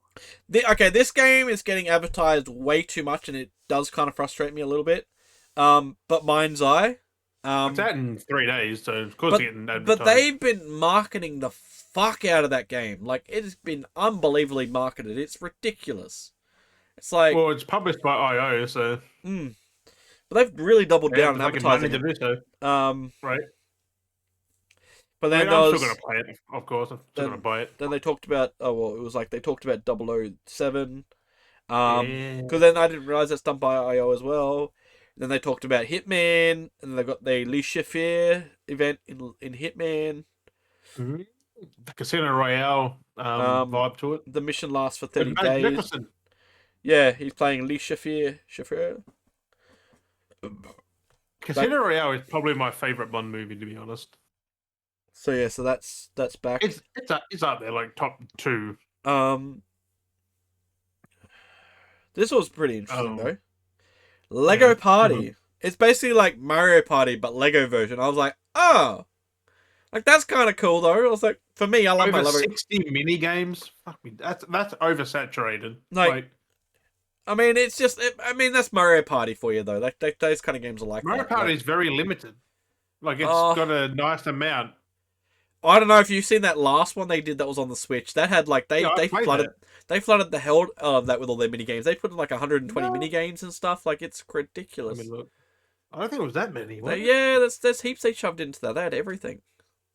The last one they did like a big, what was it, Jamboree, Superstar, whatever it is. Yeah, they like added so much to that. Because I played that. There is 110 or over 110. Yeah. That's what I mean. Like, how about that's from all the crazy. history of like Mario Super Party games. Like, they grabbed all of them basically and shoved it into that. Oh, hang on. Oh, he says 112. So in total, 73 of that. There's 112. Yeah. 73 are in the board game mode. Yeah. Which makes sense. It's the board game. Yeah. Everything else is out of that. So yeah, for the special. There's 10 ally mini games, 5 item mini games, and 5 duel. That's the rest of them. They're all in the board game still, but they're like the duel ones, the team ones, and stuff like that. I mean, it's cool. The game didn't feel that big, to be honest, when I was playing it. So this Unless is I weird. was playing a lot, I didn't even realize. I was like, this is weird how this person who wrote this website article up clearly doesn't know their games. So the next one is Wildgate, and they described it as Wildgate is a team shooter of up to 20 players over 5 ships going for the artifact. It's an FPS with capture the flag vibes, but also traps. So Team Fortress, like that's just Team Fortress. Like I watched it. I'm like, the open beta in 2 days, so you can play it. The game launches on July 24th. Like anything that's a team shooter. FPS. That's what Team Fortress is. That's what like a base core of what a hero shooter is. Yeah. Like that's all they are. Capture the that's like it blows my mind. Because there was another one that was like that too. Oh yeah, that one comes up there. So then there was Blighted, done by the studio of Guacamole. That's a top down too, is it? Yeah. Okay. Like Nobody Saves All. Oh, that game was so good. Man, Nobody Saves All. Here we go. Here's Ill. And another game from Mudfish, but this time as a publisher. Yeah. Yeah. So yeah, there's like a gory shooter, which was crazy, like that prison, like it's like a weird like fucking lab. Kick in the fucking baby though, just kick into the fucking barrel. It's like a lab, like it's weird, like it's a lab horror, like it's very messed up, like it's a house, experiments, I think, like it's in a house, but you go down to the lab, like a Resident Evil thing. Candle going hard. Also, zombie babies. You can punt. Then Mecha Break. I didn't really. Yeah. I was kind of like, Right. This one kind of made me laugh because I forgot about this one, and I remembered, but it was the Infinissimals, which was the one that was like a competitor to Small Lands, but then Small Lands was starting to be a competitor to Grounded, so the whole thing's just like, it's a bit late now to come to the party. Like Festival looks like a game where tiny alien soldiers are trapped Earth fighting bugs. What? Tiny alien soldiers. What in the fuck is that sentence? Yeah, but it's like it's a bit like Let me see this trailer. Like, I bet it's nothing like any of them, to be honest. Like, it's like getting some elements of like Helldivers and then mixing it with like Small Lands or Grounded. So you got like the oh, they're survival. on consoles. Fuck. Yeah, so you have those elements where it's like Epic Games Publishing, of yeah. course. So you get the genre of game already where it's coming from because Epic Game Publishing they have a very specific. But it's just like Small Lands and Grounded. But then the combat has a I've yawned and fuck I don't that. think they're aliens. They're just bug people. Like, I know it's yeah. they look like insects. Like, Uh-huh. it looks very story orientated though. It's interesting, but I'm like, eh. I mean, actually, if that's gameplay, that is fantastic. We're climbing the fucking stick. Mm. He climbing up.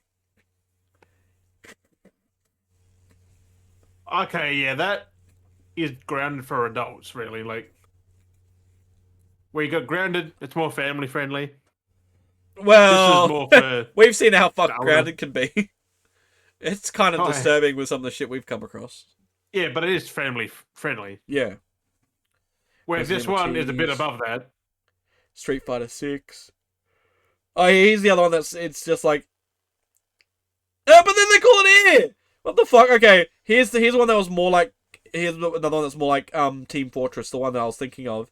It's called Last Flag. This is exactly Team Fortress, but Right. it's like so many online shooters have captured the flag modes. It's kind of surprising there hasn't been a CTF specific game until now. Did they not read these articles that they've like these little? I mean, that's also true, but also not like. I mean, a CTF specific game, true. Yeah, but like okay, but this person's review reacting to the event that happened, right? This is like okay, Last Flag. Surprising there hasn't been a CTF specific game until now. Well, we have it in Last Flag, which looks like to be a mix of Overwatch and Team Fortress and the Shaft. Well, Overwatch is inspired by Team Fortress, so that's why Overwatch looks like that. But that wasn't a CTF thing, though. No, but that's why but the idea of why it looks, they think it looks like Overwatch looks like is in that genre is because Overwatch was inspired. Just because it's a shooter, it looks like Overwatch. Like no, it's because I'm saying those Overwatch was inspired by Team Fortress. Yeah. So that's why when people bring up like these kind of hero shooters or Overwatch, it's because Overwatch was heavily inspired by the biggest like team shooter there is, which is Team Fortress. But this is what that Infestimals thing is not a base builder one, which is nice. Oh, they did drop it. Okay. That is a sci-fi action adventure. So it's like Helldivers, but with a bit more story, or maybe like Space Marine.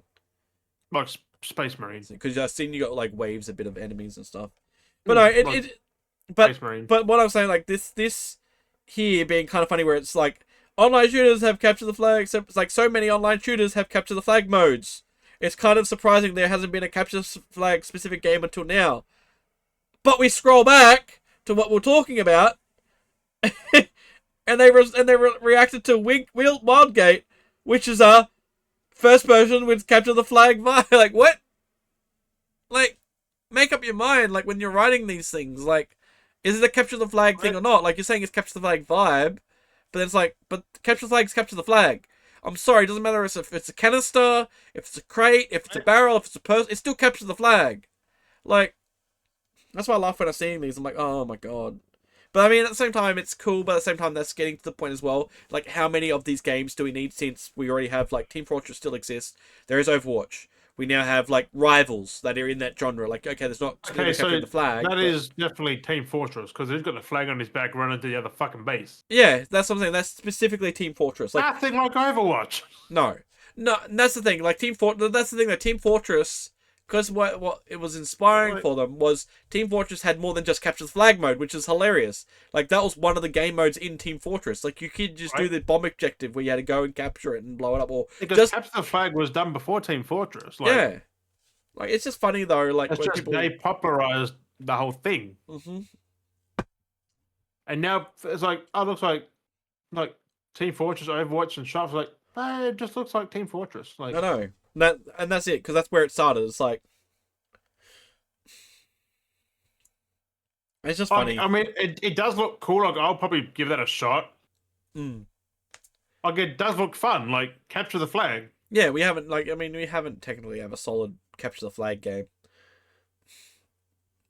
But I mean, that can wear thin because if it's just specifically just capture the flag, like that will wear thin after a while. Yeah. Like if it's just that, if they don't have any other modes to it, people will die out after a while. Like people will get bored. Except for the ones who just play capture the flag games. Yeah, but even then, it's like why? And if the game grips them.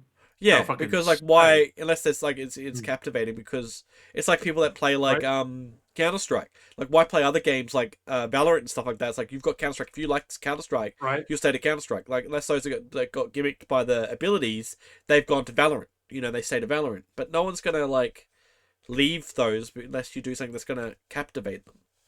That's why all these new live servers. Like you have to be good, otherwise you fail. There was this weird little Wu-Tang Rise of the Deceiver. That looks pretty interesting too, doesn't it? Oh, I forgot Wu-Shang, Fallen Feathers. You have Wu-Shang, Fallen Feathers, and Wu-Tang Rise I know. of the Deceiver. Like, wasn't that the other one was like Wolong and Wulong? Like those two games that came out, that was like Wolong, and then Wulong, and like it was like. I was like, it's like that all over again. Like, there's so many games that are just so similar names sometimes. It's fucking hilarious. Wu-Tang Clan. Like, why they put that there? I know, these people, I don't... Like, these people that write these articles, Guild Wars 2, Yeah. Mongol Stardive. That seems like a little tech demo thing. Yeah. Oh, it is. It's a beta test starting soon. And then, of course, Cyberpunk for Switch 2. Yes. Into the Unwell. That's another like retro. You're a drunk cat who fights slices of pizza. Cartoon wolves. What in the fuck? Yeah, just wacky games. Okay, so here we are. So Splitgate 2. So Splitgate 2. I mean, it's already was out. Like I think because it was in its beta run now. It's like full. In sense, I think it dropped full. I know it has its new first season, whatever it is. Yes. So when they dropped that, they announced that, or they announced what there was for Splitgate was that there was the new season up, whatever it was. It was kind of funny because when I was going through watching this, just before I got to them talking about Splitgate 2, because I was, like I said, I was behind by like 10, 15, like 15, 20 minutes on the video. Because I was watching on my PlayStation, I had that Splitgate 2 was updated.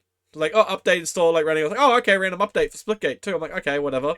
And then as I'm watching through the video, it goes, and they were talking about Splitgate, and they're like, and the Battle Royale mode is live now. And I'm like, oh, so that's what the update would have been. And I was like, oh, so that makes sense why I updated.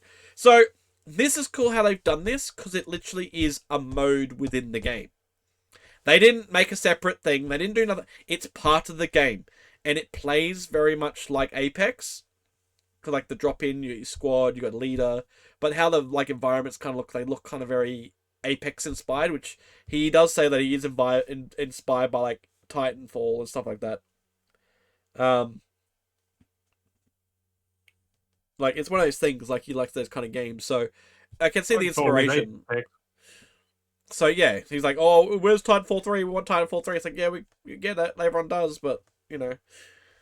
But yeah, so you can see the inspiration there in this, but it's cool that it's built into the game. Like it's not just a separate thing to try and get you gimmickly somewhere else. Like it's essentially, if you don't want to play it, you have to play it. You just play the other modes. Like, and they had a lot of modes when I was checking it this morning. When I after I watched the thing, I jumped on. They had main panel was like trying to advertise the Battle Royale, which I get it. But the other modes they had like OG Splitgate, so you could play like Splitgate 1 in Splitgate 2, basically. Like you could kind of get that vibe. Then they had like the new map sections. Then there was like you could play just the mode without the portals. And there's like so many different arena mode. Like there's multiple different modes now that they've got already. And I'm like, that's cool. Like they've established a setting of what they want to do to try and already give people options. Like they're not just like, this is what you got to play. This is it. Like they're giving people a variety of things to experience and play so they can find what mode they want to play. And I like that. Like they're really being like a vibe instead to of it. having 300 gig fucking downloads of the same game. Yeah, so, and then that original trailer when I was talking about, Splitgate 2 didn't look like Splitgate when I was talking to you about it. I was like, they've changed it. Yeah. So what that advertised was, now it makes sense. those things that they were showing was actually Battle Royale stuff. They just didn't announce that there was a Battle Royale yet. So all these open wide map spaces where they were jumping like weird like float like that's all fucking the Battle Royale. I was like, oh, that makes Because when I sense was now. playing with Splitgate, I'm like, Why am I I seeing all played this it, stuff? like, it's Splitgate. Like, Yeah, cause I was like, why are they showing all this fucking stupid bullshit? Like the demo reel. I'm like, and I'm playing. I'm like, this is nothing what they've shown. I'm like, where's the new shit? Ironically enough, they were already foreshadowing what they were doing before they even announced it. It was all fucking advertisements for their battle royale. Like I was like, so whoever did it was like, yeah. I was like, you motherfuckers, like, because they just basically patched Splitgate. That's all they did. Um, but anyway, but no, this one was kind of obvious, which I had a feeling because that's why I messaged you. And as soon as I come across it, I was like, "Stranger Than Heaven!" I like, knew straight away. I'm like, this is the a Yakuza game. Like this is within the universe. And I was like, "Yep." So yeah, 1943 yeah, Japan. 1943 Japan. I was like, oh, of course another. I'm like, oh, another one to add to the collection. Because like for me or you, like, I was like very vague with that. I was like, one of us is gonna add to their collection again. Like, we're both collecting them now in a sense. Like, I'm kind Well, I of. mean, I've been loving the Yakuza games for nearly fucking 30 years. Like that studio is just I fantastic. followed them, They but I never never really miss. played them. Like that's the thing, because they're such big games. I've never really like Right? stuck to them, which is hard because like oh.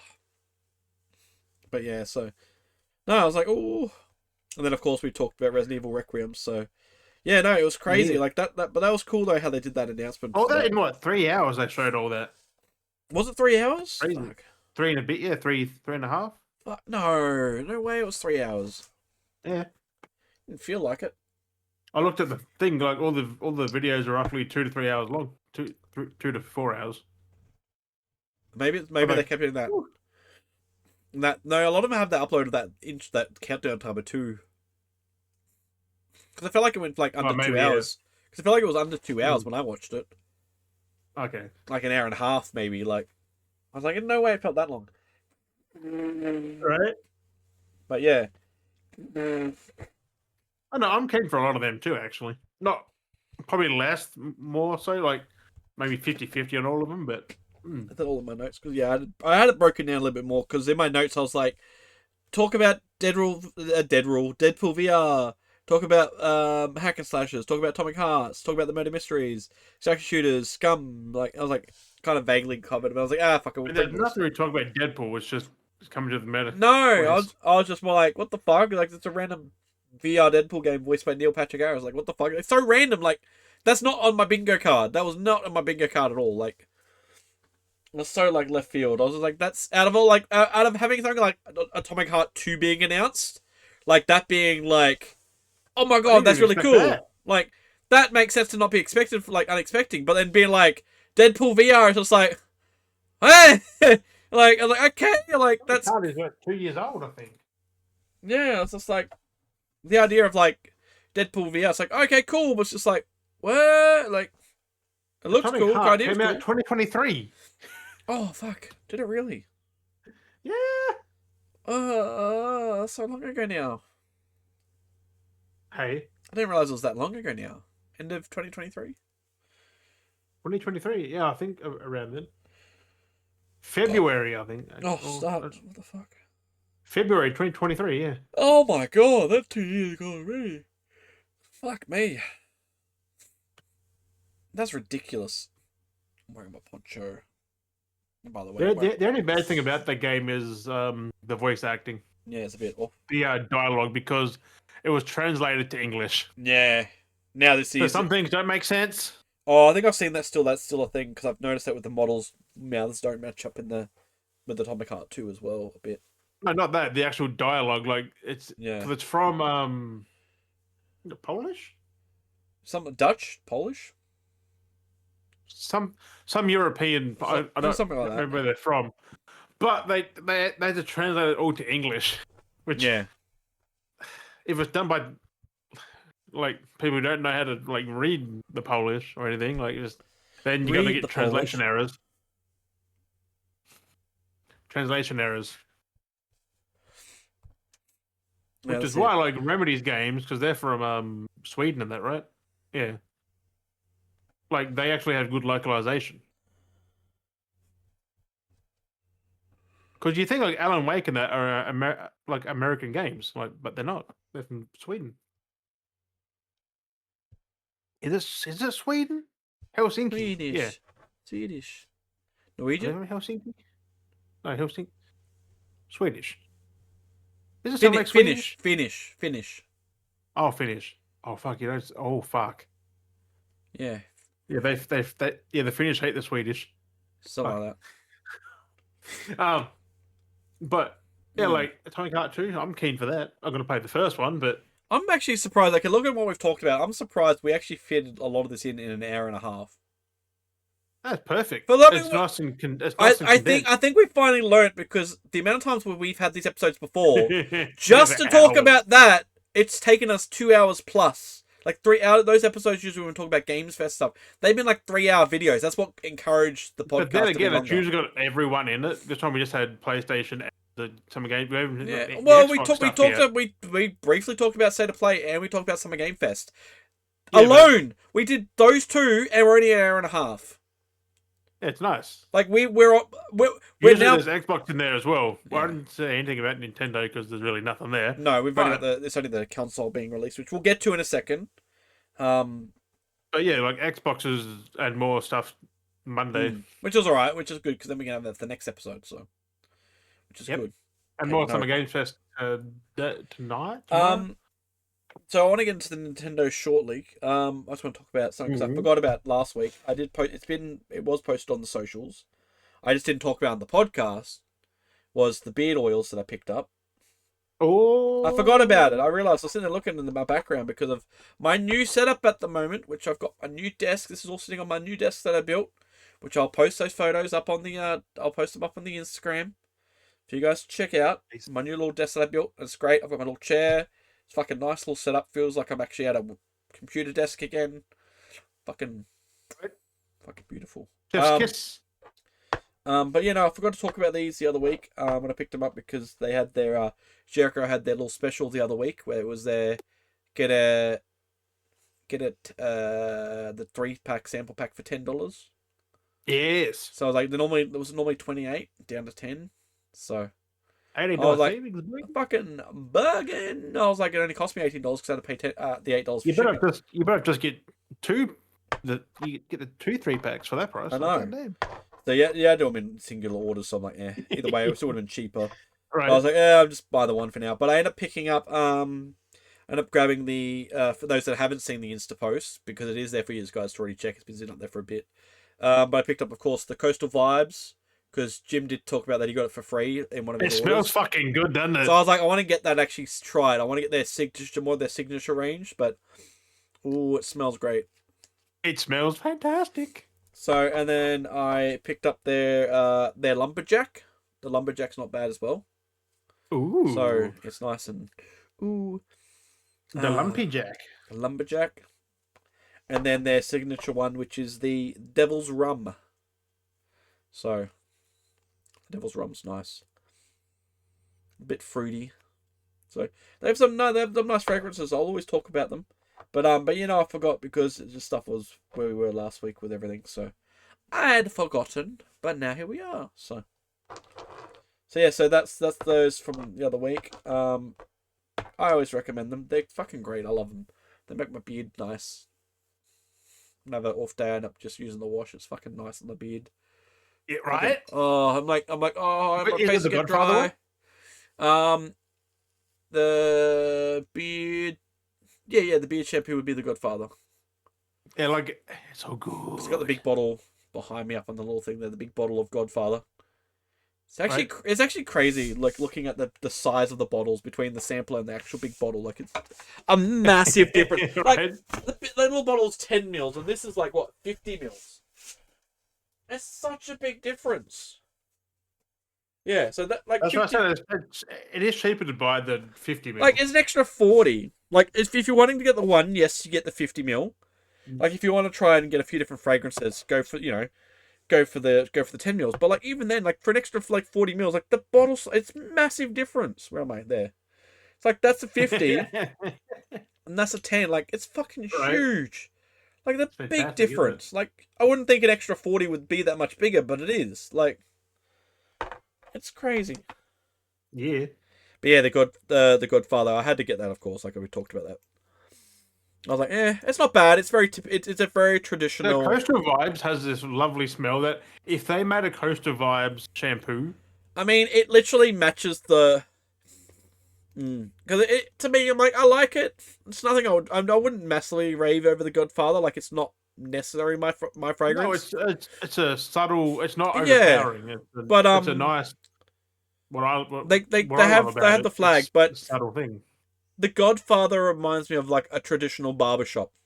That's what the Godfather reminds me of. Like if you've gone in for a fresh shave or whatever, a fresh cut, like that's what it smells like. It smells like you've just come from the barbershop.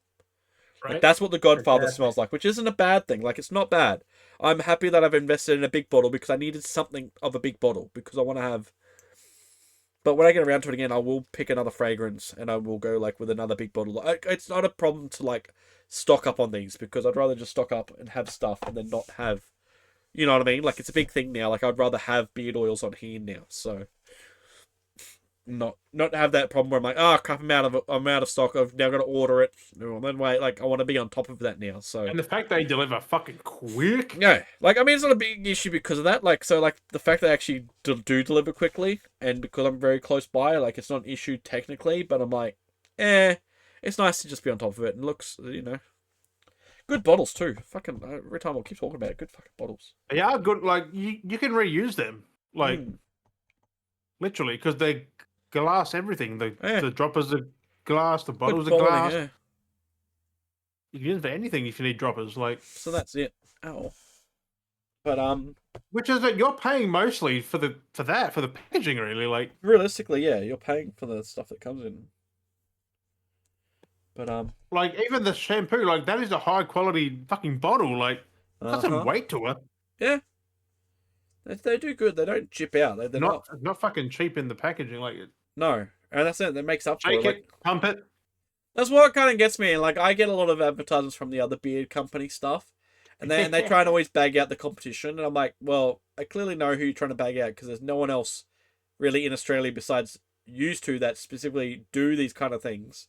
It's like you're kind of a stretch trying to bag them out saying you guys are better because like they don't throw shade like that. They throw shades differently with the Jericho brand.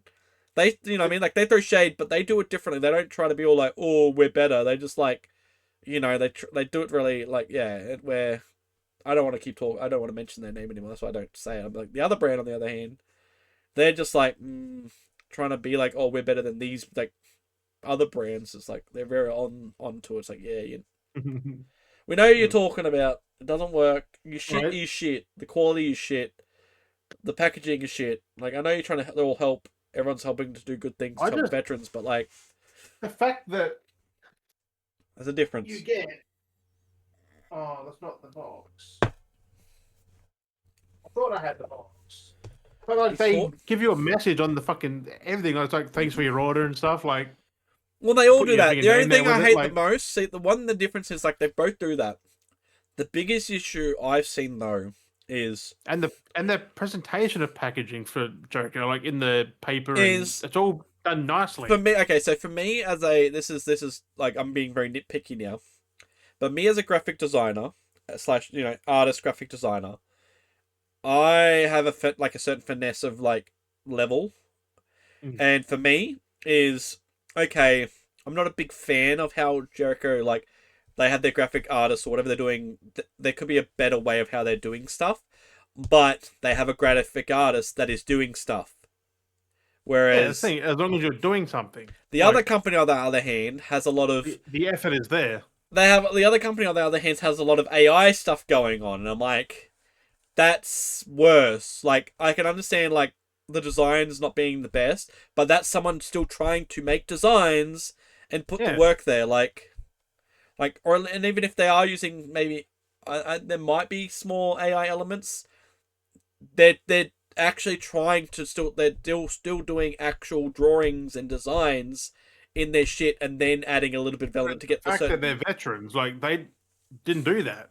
Like they're probably learning on the fucking spot. Like yeah, it's a mixture of things. So they're both companies are doing the same kind of thing. Like they're both built by veterans. They're both for veterans. Like, but one's got better marketing than the other, and one's got better quality of how they market than the other. So, it's unfortunately like at least someone's trying because like they've been putting out like they're trying to like they've been trying to brand the Seven Sins a lot.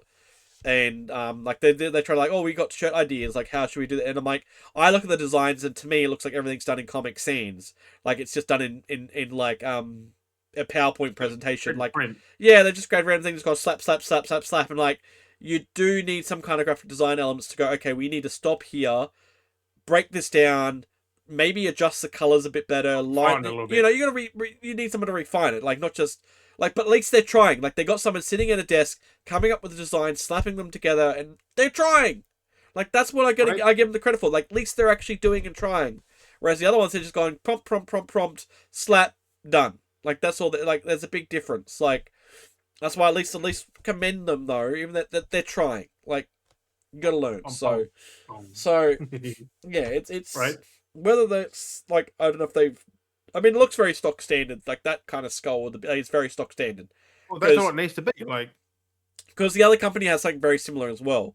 So I mean, like, there are easy resources you can find and just go like, okay, stock standard, bing, bang, boom. Like it's nothing overcomplicated. So it's pretty, yeah. the thing is, like, logos shouldn't be complicated. Like, they really shouldn't. Yeah, exactly. And the fact that is actual logo, it's not Yeah. just a thing. It's their logo that they can translate to many different things. Like each of their beard oil shampoos all have a different. They have style the of actual that. space to put in Right. text. Um, if I can. Which is fantastic. Which the other ones, I haven't seen the other ones. I'm not going to mention them because no. Because like there's clearly some, like I said, there's some degree of using AI for some stuff, which I get. Like I get that. Yeah, But well, they're only I wouldn't say they're only like a small company. Like, yeah, but they're not. But the thing is, though, not a small company. but like I said, like what they're doing though is like for one of their advertisements, there's clearly AI elements that they've used, but they've literally gone, okay, generate this image. We're going to use that in this corner here, shrink it down, put some text around it, put it here. Okay, this spot here. Right. Okay, get another AI, but they're going to shrink it down, edit it into. They're not heavily reliant. They're using them to like, okay, we need this specific image of like a skeleton in a suit. That's our kind of go-to. Like, let's just grab that because we've got AI to do it, but then we're going to lay it. Like, they actually not where, like, so the other one just goes prompt done. Like, yeah, and that's all they've done. It's got prompt slap done. Like, there's no work. They didn't edit it. They didn't use any kind of Photoshop to like resize, put things in different spots. I wouldn't say lazy way, but it is the less. Yeah, like something. So there's a big difference where the non-involvement way. So I'm saying, so like, if you're putting the work in, you can see it. Even if, like I said, I'm the type that would actually create everything from scratch, but that's just me as a graphic designer. So then I'm none of them probably aren't any designers. Because then I've got my own elements. Then I'm getting what I want to try and get because then I can reuse those. Like they're probably learning to do that, so they're using the AI to help that process. It's one of those things. So yeah, it's definitely one of those things. So, like I said, it is interesting to look at the difference. Do they have that post with the? Because I actually had someone like in house, though, actually draw up the logo because they had it painted on their wall. Which I mean, it's pretty easy kind of stencil work, but like at least they had someone actually come in and redraw it. Like even like stencil, like that's not a thing. Like I do stencil work as well. Like it's not that hard. Like it's trace the stencil work, but like they got a set design that they replicate continuously. So, it is a thing that they have doing. So, yeah, exactly. Yeah, it's just one trying, one isn't. That's the main thing. Like effort.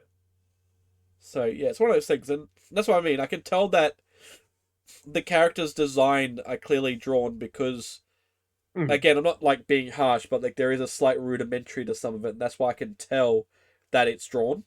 Like that's the thing. That's why I like it is you can tell, and you can tell it's the one artist too, because they have a certain style with how they complement the shadows and they do certain things. Like it's the one. Like they've got a graphic designer, but. Yeah, so like they're committing to it. Like they've got it, and that's why I like it. It is, but then like I said, they've got that one character that's clearly AI generated because it's like it works. Like fuck, it looks good. It's just to put on stuff. Like nothing else. Because that's like the iconic. It's just the skull with the beard, like with the suit. That's completely AI. Right. But yeah, there's a certain detail and someone like that when you're a graphic designer, anyone that works with art, you can tell, you can always tell the difference between AI work in because you see the signs of how someone thinks by putting in a shadow and because AI just copies. It just goes, okay, this is what Yeah, we've seen AI reference can't do from. shadows. Like It puts him in the spot, but it's too perfect kind of it's thing. It's too. like shadows aren't bold; they're subtle, Mm. unless it's really heavily shadowed. But then, it just goes black. Like no, Yeah, it's well. I mean, you can have those harsh shadows, but there's a way you do it. shadows aren't black. It's one of those, yeah.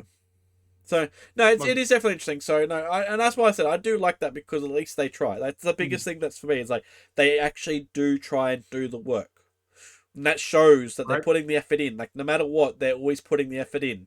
No matter where they're finding it Exactly. might be hard for it because they are a little company that is slowly growing. They're finding the way to still get it done and not cut corners just I mean, because I'm they're pretty feeling. sure they're more than small now. To be honest, like I mean, fuck. they're getting out there a bit more now, but yeah. Mm. But that's what I'm saying though. Is how much is going on? They're still trying to meet the quota with what they can, Yeah, and not just right. cut corners. Because clearly, like Yep. when you look at the quality, like I said, we've shown before. When you look at the other brand, their labeling, their bottles, the way that I'm talking about how they advertise, like it's cutting corners. They're finding ways to try and cut corners to save the cost. These Oh guys yeah. are putting that work in. It shows you when you put the work in, you get reward. Like don't cut corners. Cutting corners gets you nowhere. Like you know, Ooh. you may think you've won, but what has that achieved you? You haven't learnt the process along the way. You got to make mistakes. You know, it's the whole process. So. That's like hackers in games. You cheat, you get fucking nowhere. Like you cheat, you finish, but what did you learn? Nothing. Nothing. Like okay, you've cheated to win. What did you learn? Nothing. Like that's like when we play the Rocket Zilch. League. It's like when we play Rocket League and we're playing and people Yeah. just get rage quit and leave. It's like what did you learn? Nothing. If you played the game, you would have learned that where you made your mistakes and learned to improve. It's the same similar concept. When you give Right. up, Like you're not learning. You never don't give up. Like it's horrible. that's the thing. Just play the damn I game. know you need to learn. Learn from your losses. Learn from your wins. Like Mm-hmm. what worked, what didn't. That's how you grow. Like Yep. So it's just gone today. Like people just want instant gratification. uh huh. It's just Which good luck getting that. blows my goddamn mind. But anyway, oh, I was gonna say this was one last thing that I found as a pickup.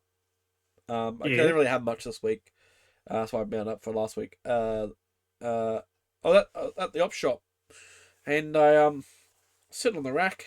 They had a hat rack. Excuse It me. was a A lawn mowing thing. The fuck?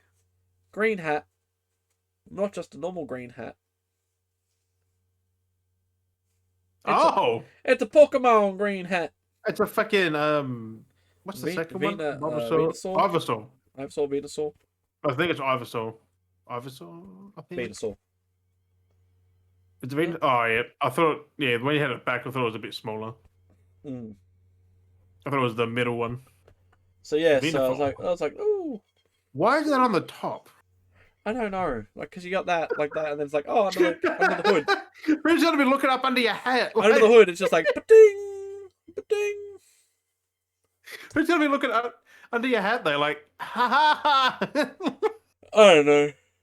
But they've got grass on the top, just grass. There are no Pokemon labeling at all. I know. It's a rip off, isn't it? Has it actually got a tag? Has it got Pokemon Company on it?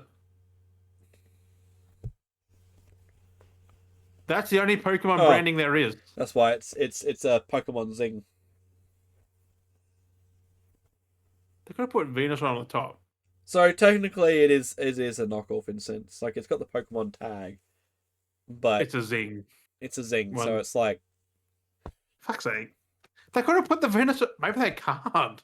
Oh. yeah, that's what I'm saying. It's like a knockoff kind of license. Like it's Fuck licensed, but it's dodgy. Like it's not. Yeah. They would have charged like 20 odd bucks for that. Yeah, only paid $3 from the op You shop. got fucking lucky there. Yeah, so like, Yeah, but whoever bought that fucking pay like 20, 30 It's bucks. funny and then though just give it because Gov Shop. there goes the mic. Because it doesn't look really used either. No, it's like my headset on the floor. No, listen, but it's just kind of funny because like it goes well because I like a lot of my green shit. But right. it's funny because like we found like a while back, like we found on the side of the road, which was like a little Bulbasaur plushie, and that sits in the car. Now I've got like the green hat, and I'm like I should sit that in the car. Right. Maybe sit it down like that way in the winter, so then people can fade. But make sure it doesn't fade, yeah. But then I've got somewhere, I don't know where it is, but I've got like my Bulbasaur shirt. What is that Venusaur made from? Because it looks like it's been like drawn on my fucking permanent mark. No, it's properly printed on. It's the black is it printing. printed? Yes, the proper. Because like on camera, I think it's been like pen drawn. It's the proper out It's like. so bizarre. It's proper printed. It should be on the top. Like, come on, Zing. So clearly, then there would have been like a. Like they're licensed, officially licensed. Clearly, the red one would have had like a Charizard underneath on the brim, and then the fucking blue one would have had bloody Blastoise under the brim as well. So what would be on the top then? Would be like just a fire? Mostly like fire and water, yeah. Because that looks like a lawn mowing hat when you first showed it. I was like, oh, it's someone's cutting grass. Like cutting grass. Ooh. They could have used the Pokemon leaf symbol. I know it's very. I don't get it. And it's like someone's lawn mowing company. Like, come on. That's why I got to call shit out. Like, it's just like, do fucking better, Zing. You're a gazillion-dollar company. Like, come on. You got to do fucking better than that. Oh, where is it? It's not even coloured. It's just one colour. Like, come on. Venusaur's got fucking different colours. He's got blues and shit, not just green. Where is it? Because what's the... What's that? I'm just trying to have a look on the interwebs. On the hats? Yeah.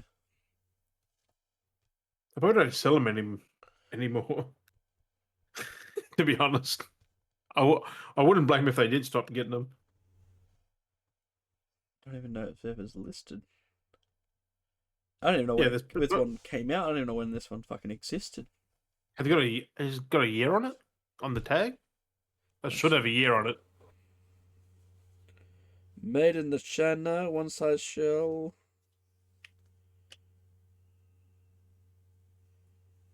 Just says trademark 2020. Oh, sorry, 2020, yeah. Yeah. Fuck. Has been used really, like, god damn, I mean, that long. Must have been traded in too, because kids would have got that. Someone would have picked that up if it's been there for a while. Yeah, it's weird. So bizarre. I mean, it's cool.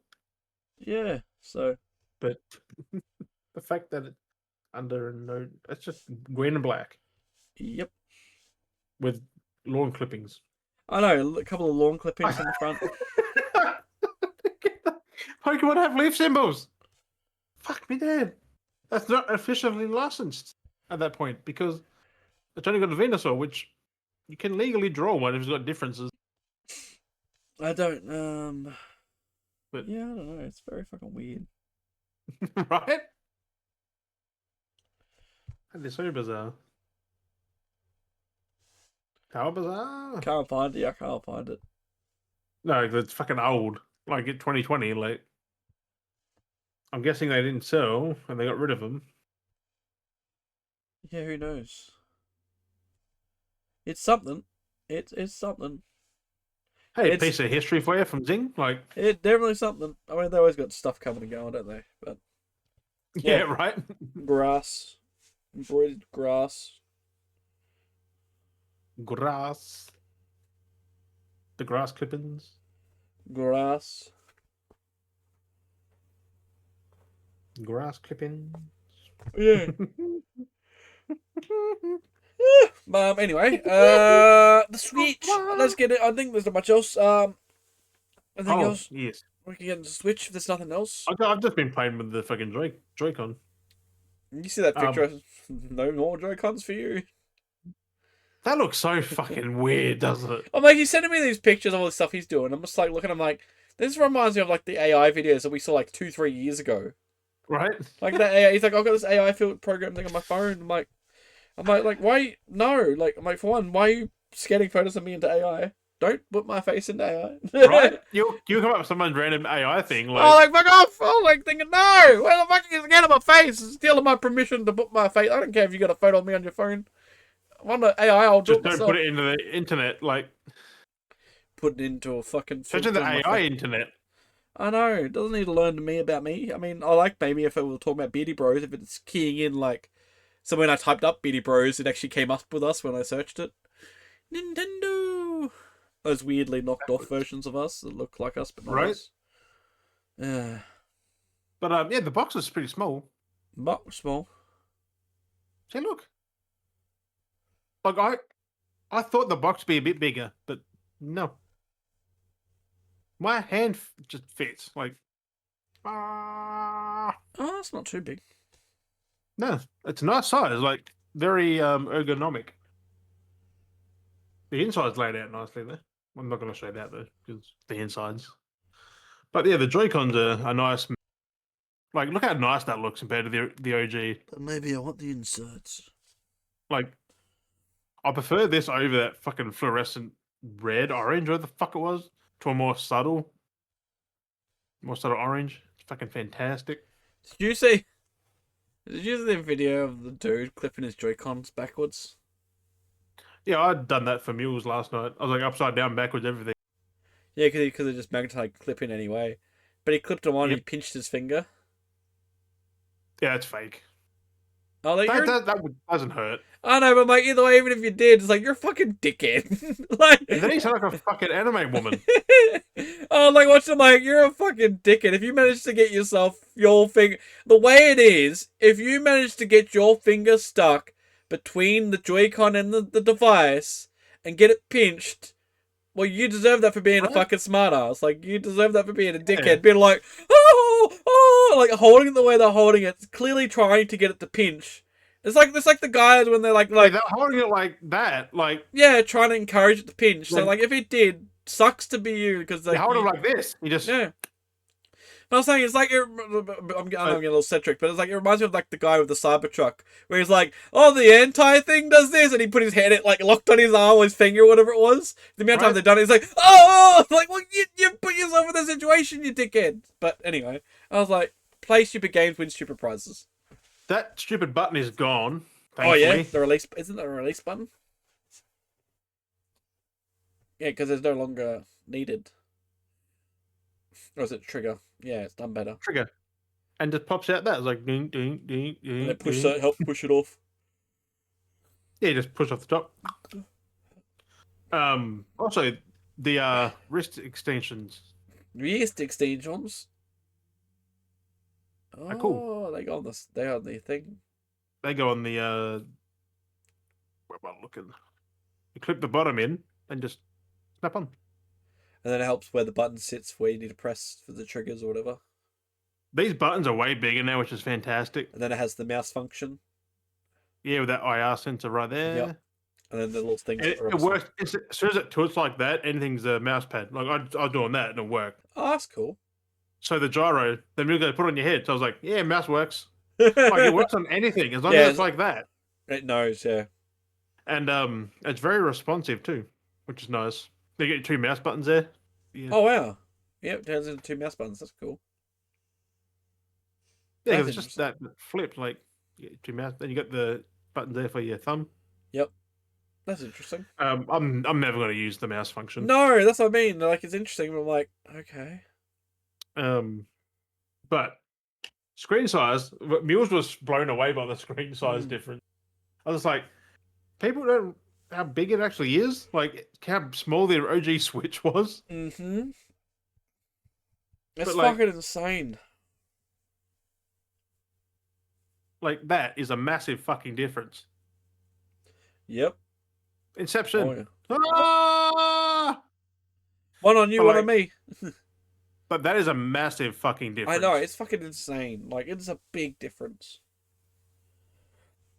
Also, Muse could tell from I had the Switch, like I'll show it here, like the quality though, like he didn't believe.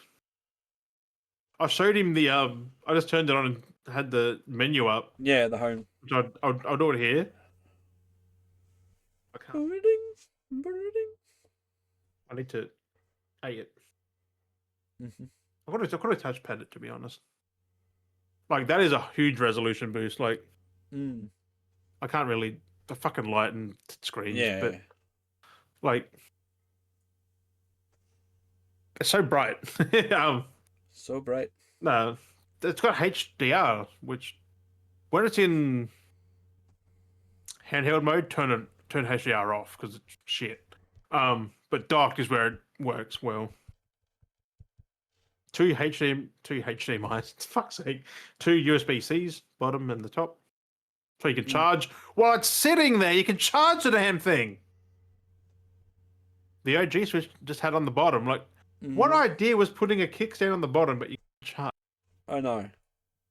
At least with this, you got the charger right next to the thing there. It's right there. And it's reinforced. It's got metal on the thing now. Ooh. Yeah, it's way better. It doesn't just flop around either. It's nice. Ooh. That's in the same spot. Power button, volume. It's all black. Like, you can't really. It's cold. Power, volume, or the with vents. or the vents here. Like, there's a headphone jack next to it too. Oh yeah, right there. Fucking clean. The bottom is nice and clean too. You got two massive speaker grills on the fucking bottom. Yep. And the charge part, the USB-C. Yeah, and I like the kickstand. It's made out of metal, aluminium. See, look, it runs on the whole thing, like the first one should have been. Like us. That's what I was saying to Mules. Like I was saying last night to him, I was like, this as well. It's like the Switch 2 feels like what the Switch 1 should have been. Because no offense, but this thing's tiny. Like this fits in my hand. This little fucking thing. What was it meant to hold? I know it's on the one side. Like it makes no sense. You put it down. It could tilt. And the amount of times these break from people because they're so flimsy. Like, look how much give that has.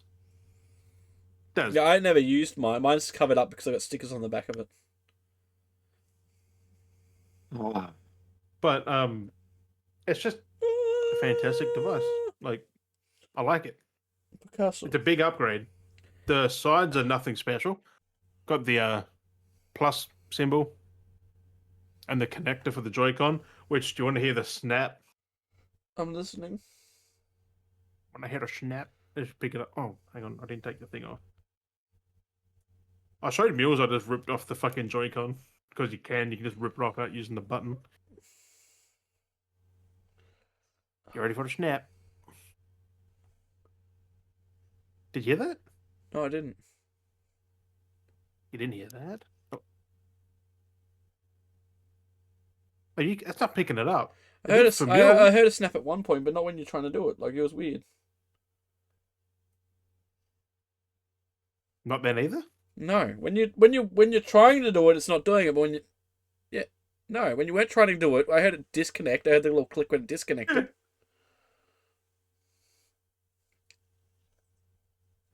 No, every time you're trying to do it, okay, so every time you're trying, it doesn't do it. But when you're just doing it, not trying to do it, I can hear it. Where's the video? I'll turn off the sensitivity. That's fucking hilarious. There we go. Yeah. That was better? Bit better than now. Nah. Really? Not now. I heard it briefly with like the fumbleness, but I loaded up Mario by accident because I was fucking around with it backwards. I felt like that the whole time and I pressed Mario somehow.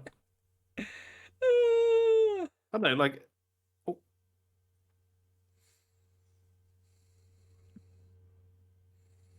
I don't know. Funny, funny, funny. That's funny how Mules heard it last night, but that's Funny, not doing funny, it now. funny. Funny, funny, But funny. no, it is a big upgrade. Like whoever says it's not, just Oh, 100%. That's doesn't the thing. need Like, one. it's so much nicer. I'm saying it's Like it's what just the got Switch the should have been. features. Like should have been in the Switch One. Like That's what I'm a saying. That's massive exactly what I'm kickstand. saying. Like this is what the Switch One should have been. But I mean, they just had to learn. And I don't give a fuck. Like these are cool Joy-Cons for colors, but I prefer the matte and the subtle colors. Yeah, Like the Switch One walked so that the Switch Two could run. exactly.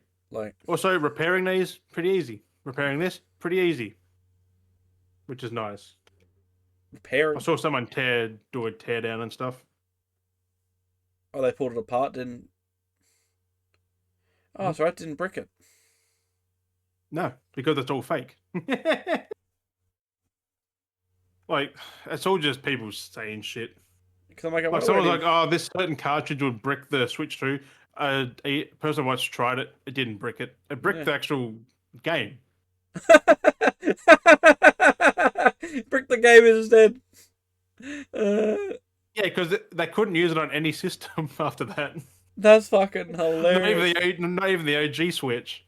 That's fucking hilarious. Until they did like an update or something, like they had to redo it. Then it worked, but it couldn't work on the Switch 2 though.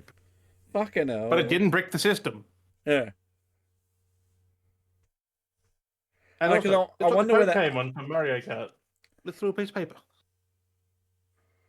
Literally a piece of paper. It's fucking flimsy as shit. There's a little piece of shitty print. With Mario. Mario! But no, this is I'm just surprised that I'm more impressed by the time it took to get here. Ordered it Wednesday morning. It was here Thursday afternoon. I know that's still that's still crazy. That's still crazy. Victoria, like the fact that it was still in Victoria at 8 p.m. that night on Wednesday night. That's what I mean. Like it's crazy how quick that was. And then just whoop, did an ocean and got here the next day. Oh, that's wild. Yeah, I thought it was bullshit. Cause I'm like, they said like between 12 and 2 p.m. I'm like, I'll stay awake in case it does turn up. At 12:02, knock. Like you fuckers. You little fuckers! Fuck you! No, that's fucking like. Also the dock the dock. I forgot the most important part. Shitty. This thing is dog shit. Like it's very plastic. Like it still scratch shit up. Yeah, nothing's changed. The new dock though is fantastic. It's got shiny plastic, so it's not. Oh, no cut back on the mat texture. so that yes, it's not going to cause any because it's shiny and glossy. It's not going to create any friction to rub. Shiny on both sides. Yep, so it's not going to scratch. So it's going to cut back on scratching. It's got a nice design, like for two USBs right there. Curved edges, no sharp edges. Yeah, like compare the pair. Like this is a lot bigger. Like a lot. Well, not a lot bigger, just a little bit taller. What's more interesting is I didn't mind that latch. Like it just did that. Yeah. The new one comes off completely. What? You got that. Oh. And now it's got a LAN cable down the bottom. A LAN cable down there. Actually, which the OLED had, so they just put it over this as well. But yeah, that's where the fan sits. There's a massive fan in there somewhere, in the middle somewhere. Got the ventilation there. Yep. Where that one, nothing. It's got one. It's got something. Very minute. That very tiny thing in there, which is still blocked in on the top. I know, they're silly. That's actually got a vent there too on the back. So you got extra ventilation at the back and the top. Actually. So it can actually keep moving, yeah. Actually, no. What's that for? That's actually fake. That little slit at the top. That's where you get. that little slit across there. What's the other thing Hey, for isn't it then? better? It's so clean though. Like What's the other vent got a looking vent thing? down Is there. this? Oh, just to make it symmetrical with the design. Oh, there. That's how you open it. Mm. But no, it's cool. You got the little tabs. You got a little lock-in tab at the bottom. Mm-hmm. The thing at the top to lock in. It's a pretty good design, I think. It's got your AC, HDMI, and the LAN. There's only 2 USBs on this one, 3 on the other one. Mm-hmm. You don't need USBs. You just need controller and your camera, really. But the rubber feet could be a bit bigger though. But it Yeah. is ventilated down there. Look at that. Oh wow, that's actually pretty cool.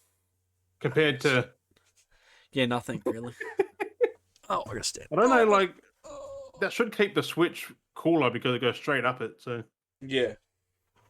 and the fan blowing up from the bring it up. So Oh. no, I do commend their changes. Like they are needed. Mm. I did feel the Switch 2 last night. It got very warm. Yeah. But it's got cooling now, so the fan in the Switch 2 itself is bigger too, which is nice. They didn't skimp on that either. No skimping. I mean, this still feels cheap. Like this feels like $10 worth. Mm. This is a bit heavier. This is a bit more premium, but still, it's got that. I would have thought they would have put something soft in the middle, Some soft. like on the bumper rubber thing on the sides. Also, I did notice this as well. You put the Switch in the OG one, right? Yeah. There's really no wiggle room. There's only a little tiny bit. Yep. On the second one. On the second one, you've got Yeah, they're trying to cut back on the like the bumping and stuff. no, there's more wiggle room in this one than the other one. That's what I'm saying. They're trying to cut back on it, not rubbing up against it. But it's worse. The outer edge. They're trying to avoid right? scratching and stuff because it's very common. But it's shiny. It shouldn't do anything to it. Yeah, they're just trying to double down. The thing that where the things are on the back and you can't really do nothing to the back. It's matte, so plastic. They named it matte. But no, that's what it looks like in the dock. It's nice, still a nice small profile. Still massive compared to that. That's crazy piece of shit though. Now that's going to be retired now after 6 glorious years. Retired? Yeah, it gets put back in its carry case and it's going to stay there forever. I don't have the box for it anymore. It's like that with most Switch, not Nintendo products, isn't it? But now that's going to stay in my Zelda fucking case forever now. Yeah. Also, I found out. You found out that physical Switch games don't take up storage on the SD card, on the internal memory, I don't think. Yeah, no, they don't. So why buy digital? You can have unlimited Switch games. You just don't need to uninstall anything. Yeah. Take that, other companies. Cartridges, man. They still work. Only like games that like require updates, like some things or... Yeah, the updates. But no, I thoroughly enjoy the Switch 2. I think I've played that more than I played the first one in 6 years of owning that. Yeah. I think I played the 2 more. In 6... I played it more in like 2 days. Because didn't you only really have it for like the hospital? I had for traveling, which I didn't really... That's what I'm saying, but I think you used it technically at that time more in the hospital, and you've I didn't play it then either. That's what I'm saying. You bought it for for travel in the hospital, and you said you had it with you for the hospital, and you've still now played 2 more than when you were in hospital. Like, yeah, I've played more Mario Kart World than I have 8. It's crazy. It's so fucking good too. Like, I was talking to Mules last night about it, showing him all that, and he's like, "Yeah, I'm picking one up." I'm like, "Do it," because he was looking at his Switch, and he's like, "I need the upgrade." Because it is nice to have an actual 4K 4040p fucking console now that Nintendo made.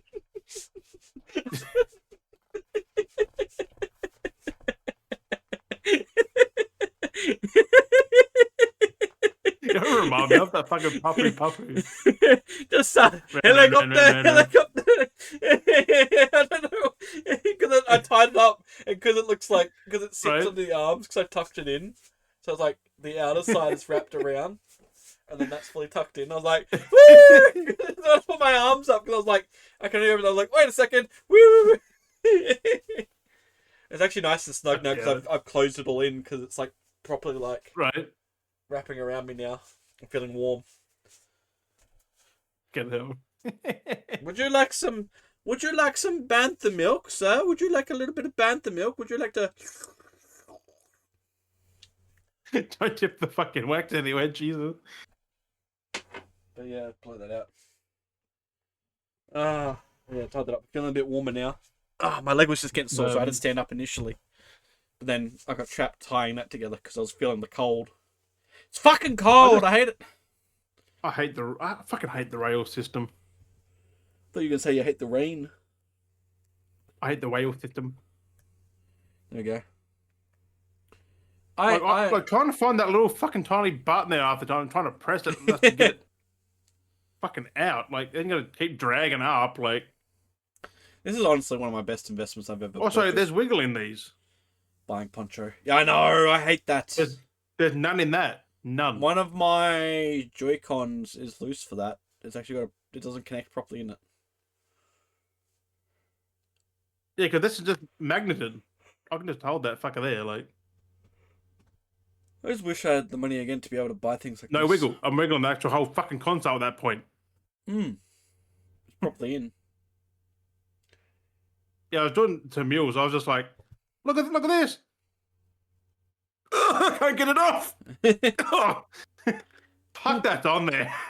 Fucking hell. That is on there, man. Like, you can just rip it off because it's just magnets. Like, there's no physical connection there. Which I did see, like, the magnets in there, because these are steel buttons, which is pretty cool. I'm gonna take a photo of myself. the blurriest fucking photo. And someone said about this wiggle in the connector. It's got a little bit of wiggle. It's because wiggle. If it was stiff, it would snap. Yeah. But the fact that's fucking funny. It doesn't fucking move. Like it's in. It's properly in. That's crazy. The magnets. That's what things would have now, like magnets. The fact that Nintendo did that for the Joy-Cons, they should have. But then again, someone said Hall Effect, you can't have magnets and magnets. Because if you're playing a game, it'd be like, you'd be just forced there. It's like makes sense why they didn't go with it. True. Because like if you're literally that close to the magnet, like that close, literally from the, you are getting stick drift to the max on both sides. Just pull in, yeah. You'd be like, so like you can't have Hall Effect on a Switch. You can on the Pro controller. Yeah. I mean that's what they should do though. They should do something like that. It makes sense. They should. Hall Effects, tricks, and triggers. Because then everything needs that. Yeah. Like every company, it's 2025. They're cheaper than what they're using right now. They're cheaper than what's in these. But they won't fucking use them because A, they make more money selling another fucking controller. Helicopter. I have stick drift. My control's fine. Just one stick has a little bit of stick drift. I can't use it. It's fucking annoying. I can send it off to get modded to put Hall Effect sticks in it. Which I might do that so I can keep all my damn controllers. It's cheaper than buying a new one. And then again, PlayStation made the DualSense Edge with removable sticks. Just put Hall Effect. Yeah. I know. It's just like, and every time it's just like, what? Who's thinking these things? But I think you can buy Hall Effect replacements and just put them in there. Oh yeah. Keep them there, which is pretty cool. Third party, I mean, PlayStation won't, if it breaks, they won't do anything with it. But then again, they're not going to fucking break. They're magnets. Magnets don't break unless you really fuck around with them. That's exactly it. That's like this. The Switch 2s will live forever. Like these won't break. The magnets won't lose charge. Like won't lose fucking anything. It's Well, just that's cool it. they use actually steel buttons. Steel. Which is cool the way they made it, that they can't just rip out of the Joy-Con. Because they're literally under both sides. Under like little dips. So it stays The under half the pints. plastic. Look how big they are. Like they're still I don't use these, I just use my fucking Pro controller. Which works on the Switch too, by the way. 100%. Just don't have the chat button. Don't need a fucking chat button. Mm-hmm. Well, that's it, exactly. That's what Discord's for. You have a headset. That's what Discord's for. Chat. Exactly. You have a hat. You have a hat. You have a hat. You have a hat, motherfucker. Oh, headset for chat. I was like a headset for chat, and I went hat. You have a chat. You have a You have a chat. Yeah, we are having a chat, aren't we? fucking chinwag. You having a chat, bro? Also, there is a screen protector on this. Huh. Don't fucking remove it. Having Yeah, right. I don't get the chinwag thing. a chin wag. Like it is cool how it's got a screen protector though, like an inbuilt one. That is scratched up already. What?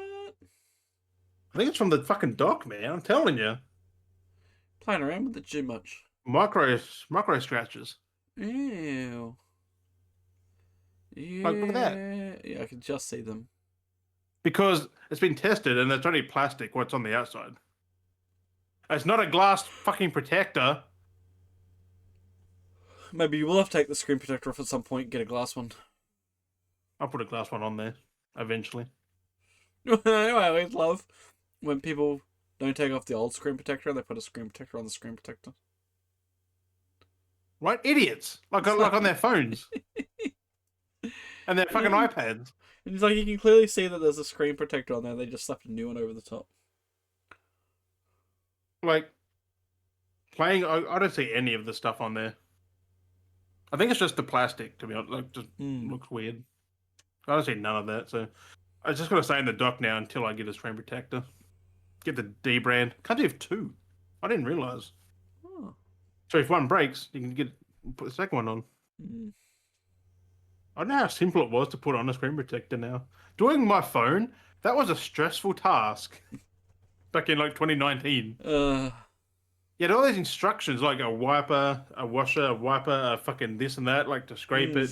Now it's just place it on, slide it off, and it's on. Yeah. That was kind of I had to put it on, like clean it all first, and then put it on, and I still had to like put pressure on it. But now you don't. You just hold it in the middle, run your finger down, drag. I'm like for the Switch. I'm like, this has not got a protector on it. It's still pretty good for. I didn't even have this for a long time. When I said I had it for like 6 years, I had it for half that time. 3 years. Someone I was seeing at the time, they had my damn Switch for like 2-3 years. Oh. I had to get it back like a few years ago. Dang. A couple years ago. I had to get it back in like 2022 or something. 2023. Because they had it. That's why I had no Switch. I literally didn't have it for a long time. It's like, oh, that's why I don't have all the games. Like, I couldn't play them. And I went and got it back, and it's still in fucking perfect condition. Like, yeah, well, that's it.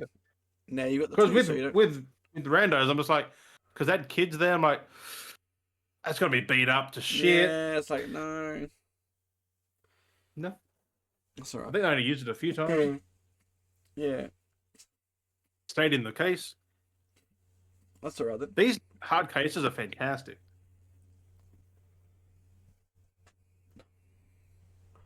Oh. I need to get one for the Switch. Well, I'm going to buy another Switch too. Nothing about that. I won't post nothing about that at all because I've already done it.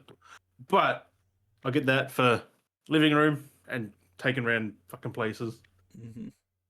This one just stays right there. Just stays at the PC.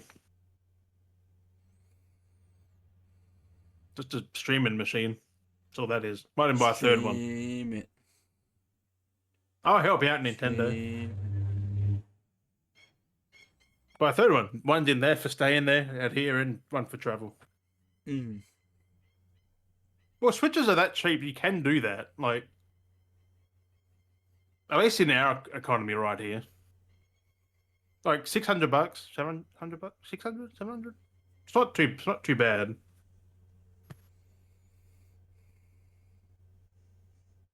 It's cheaper to buy that than all the fucking games.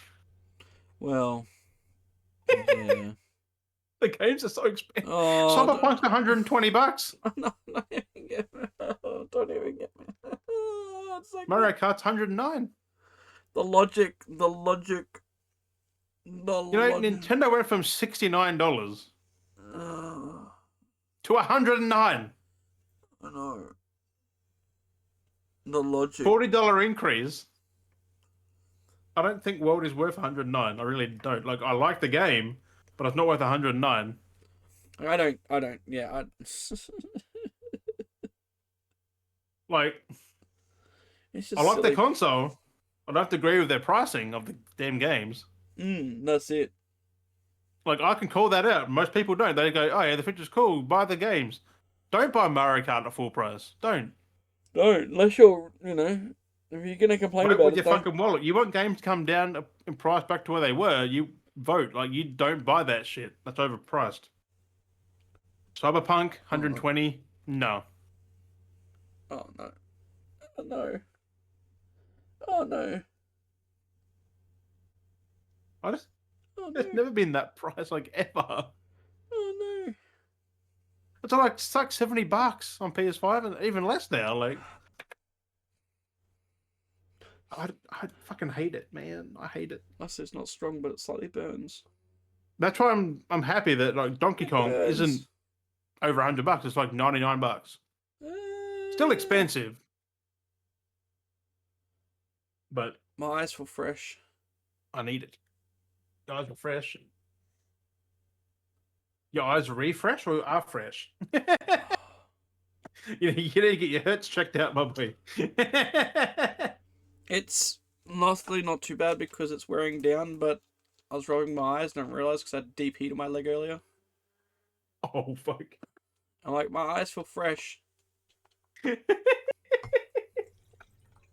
Why did you fucking... Also, this is all the paperwork there was. Guess how big that booklet is? One sheet. It's one sheet. It's just folded in half. One sheet, yeah. Well, it's technically just a Switch One. Like, it's nothing you need to know about it. The ones buying this bought the first one. Oh, for sure. I mean, some at Christmas will be like, I never got a Switch, let's buy a Switch now. You know what the funny part is? I feel bad for the kids now because this came out in June and they got to wait till Christmas. Mm-hmm. Which I'm happy I'm not a kid anymore. Like, we get to have it, like, early. Buy it yourself. Buy it yourself, yeah. You want it, you buy it. You a grown adult. It's crazy how many people have already bought it, though. Like, it's sold out in many places again. Like, I want it, I bought it. I want it, I bought it. I want it, I bought it. that's exactly what it is. Being an adult. I said there's perks of being an adult. There's also a lot that doesn't, that it isn't a perk. Like bills and shit. As a kid, you don't know what bills are. It's like when your parent says, like, if you ask them for something, you're like, no, can't afford it.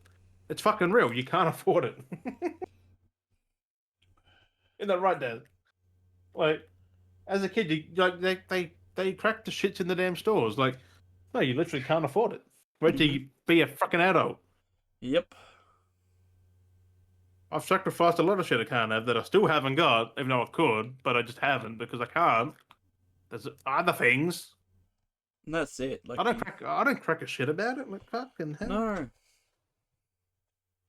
It was like you buying 30 odd games. I'll say them because they're fucking good pickups, man. I'm telling you. Got them cheap. I was like, bro. Do I'll show you what they are, and you're gonna be like, "What? Why did you tell me?" But that's why I figured though you got them cheap. That's why the only reason why you bought so many. Well, not cheap, but Like there's like some are on sale, some recently weren't. priced. Like you know what I mean? Yeah, that's why I like. That's why I like digital. Like you can buy shit cheap. Mm. Oh, but I have dungeons. I'm not just saying because they're cheap I bought them, but I have to clarify that for some people. Yeah. No, but I'm not a digital fucking gamer. If it's digital and it's cheap, I'll still pick up a physical. Exactly. I'm not just a fucking budget gamer. This was like $20, but still. 20 bucks. 20 fucking bucks. $20, bullseye. But yeah, these games are pretty simple because they're just at the top of my list still. Mm. But one that was expensive was Expedition 33 for like $70. But Yeah. But there's a couple of bundles. A couple of bundles. We got where does it start? Fuck. Okay, Dishonored 2 and Dishonored for $6 each. Yes. The Shrine trilogy. Yes. Trilogy. Tomb Raider trilogy. The 3 or the 4 of Trine? 3. I got the 4 got pack. the 3. Because I didn't until afterwards. I'm like, yeah, I got that. But yeah, the recent Tomb Raider trilogy, Shadow. I already had the other 2, but I got Shadow. Harold Halibut. Gravity Rush 1 and 2. Lego Avengers. Marvel Superheroes 2, 1. Darkest Dungeon, Sleeping Dogs, Blasphemous, the Mafia trilogy. They were like $20. Sekiro. Crime Boss. No, that was already there. Dead Nation. Waltz of the Wizard. And that's it. And Expedition 33. Oh yeah, that's 33 for the second collection. Plus, I got what's it called? Star Wars: The Force Unleashed on Say that. I'm going to quickly Steam, step out because I need to pee, but keep talking. PS3 and 360. Force Unleashed 2 on Steam and Xbox. They were cheap. They were $50 for both. So I was like, yeah, fuck it. But say I'll buy digital. I've also bought physical. Okay, like I bought the Force Unleashed 1 and 2 on PS3 because I will platinum them. They look fucking fun as. I did play a little bit. I was Darth Vader, like yeeting the fucking Wookiees and shit. I'm like, oh god, this is fantastic. I was yeeting the Wookiees around the fucking in Kashyyyk. Pretty sure it's Kashyyyk. It probably wasn't Kashyyyk, but there were Wookiees there, so it could have been. It should be. It should have been. Right, but I was just Darth Vader, just like walking up to him, woof, off the side of the map. Bye. Woof. I was holding up for so long, I just peed. I was like, no, I got Right. Yeah, no, I was looking here. They got them all on because they got, Yeah, but they're Tomb Raider. included. Like, but then the newer ones, they're all included in my pass. So I'm like, but I could buy them. They're on special because I've noticed they got They're cheap, like $17. 17.48 for the recent 3-pack. Yeah, buy them. That way, if they get taken off there, you can still play them. And then because they're on sale till the 12th, so it's just before I get paid again, which I kind of miss out on. Yeah. But I mean, they'll be on sale again. They usually are those ones. But I saw the second just half. The fact that like Blasphemous was $6, Sleeping Dogs was $5 something, $6. Darkest Dungeon was about the same. Like they're all good sales. Like okay, Sekiro was half price. I'll talk about the ones I got then. If that's the case. Yeah. What have I got? Oh, that was part of the catalog because it's on my thing. I added The Witcher 3 because that was in the included catalog, so I didn't actually buy that, but it's in the catalog. Yeah, I got Sleeping Dogs. I got Trine 1, 2, and 3, 4. I got Flat Out 4, Total Insanity. No, that game is fun. I got Lego DC Supervillains. I've already owned DC Supervillains on physical. Yeah, but it was cheaper to buy that for the DLC. So like now I've got it, which is worth digitally. It, so. Like and like, well, I've got digitally now. I don't have to worry about digging out the disc. And like, you know, it's I was like, fuck it, I'll just get it and did that. And then Minecraft Dungeons. Right. Minecraft Dungeons. Nice. We can play that then. Yeah, at some point. with all the DLC. Boy. So yeah, that's what I grabbed. Minecraft Dungeon. Compared Dungeon? Dungeon. Dungeon? So yeah, so I've got a lot. Minecraft Dungeon? How big is that to download? What's that? Dungeon. Splitgate 2 is that Battle Royale's like fucking 15 gigs. Jesus. Like sheesh. Oh, it's PS4 anyway, so it's installed on external. Yes. It doesn't say how big it is, but Dungeons though, we can finally get back to Dungeons and play it. Back from the start. Did you 100% it on Xbox? Like I did? No. I think I did. Well, you can now. You can platinum it now. Mm. They've added so much content to that, though. It wasn't hard. Like, it wasn't... No, it's just play the game, really. All the DLCs. Do some certain things, stuff like that, but... No, the DLCs aren't part of the platinum, though. No, but I'm saying I got all the DLCs now. Got the different worlds, which is the Echoing Void, the Hidden Depths, the Flames of the Nether, Howling Peaks, Flames of the Nether, Winter, Jungle Awakening. Like, oh, some variety. Because like I said, all those you can do in the other things because it's like just basic shit. So I wouldn't say basic shit, but it's nice. I can I don't have to just straightforward do it default because it's in everything. So right. It's just interesting. Like we played that game like 2019 or something, like 2020. So long ago. So long ago we played that. So long ago. I did load it up again. The game still is great. Like still plays great. Even better on the enhanced consoles now. Than we played them on the Xbox One. Like that's it. Yeah, they're full fucking 4K resolution and all. Like, fuck me dead. I think. The Switch 2 did that. Like, I put Pokemon in there. That is a solid 60 FPS now. Remember how Scarlet ran originally? Fuck me dead. You had the fucking, like, legs under the table, like, flickering. Like, one frame a second. Like now it's 60. Like it's a big upgrade.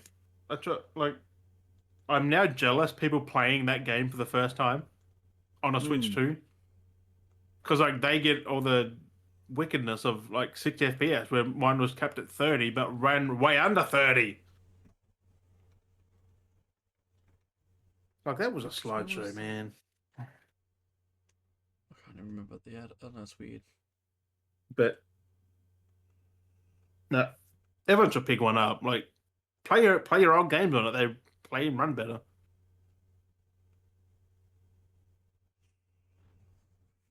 That's why I looked at Tears of the Kingdom. That got a big upgrade from what it was originally. That's why I'm happy I held off them. Like if that wasn't announced, or if there was no Switch coming for the next like few years, I would have picked up what the Switch was. But no, don't need to now. Fantastic. I just hope. I kind of wish they had a Smash Bros at launch. Like test the hardware because that Mario Kart is built with the Switch 1 and then went to Switch 2. So the proper Switch 2 game is going to be Donkey Kong, which is still just over a month away. Like I do want to grab Kirby and Forgotten Kingdom, Lost Kingdom. They look pretty cool. And Mario Odyssey got a big update. The Odyssey. It got a big res bump. It went from pixely to not pixely. 720p to like fucking 1440 4K. Yeah. It got big boost. Probably not that high resolution, but it's higher than it was by a lot. Probably it's 1440. Then again, 1440 on the screen like that is kind of pointless. That's why it's only. That's one thing I'll say. The portable is only 1080, which is fine. Still looks fine. Sure, before you know it, our phone's gonna be that big. A big, like 8-inch fucking screen on the fucking mobiles. It's gonna happen.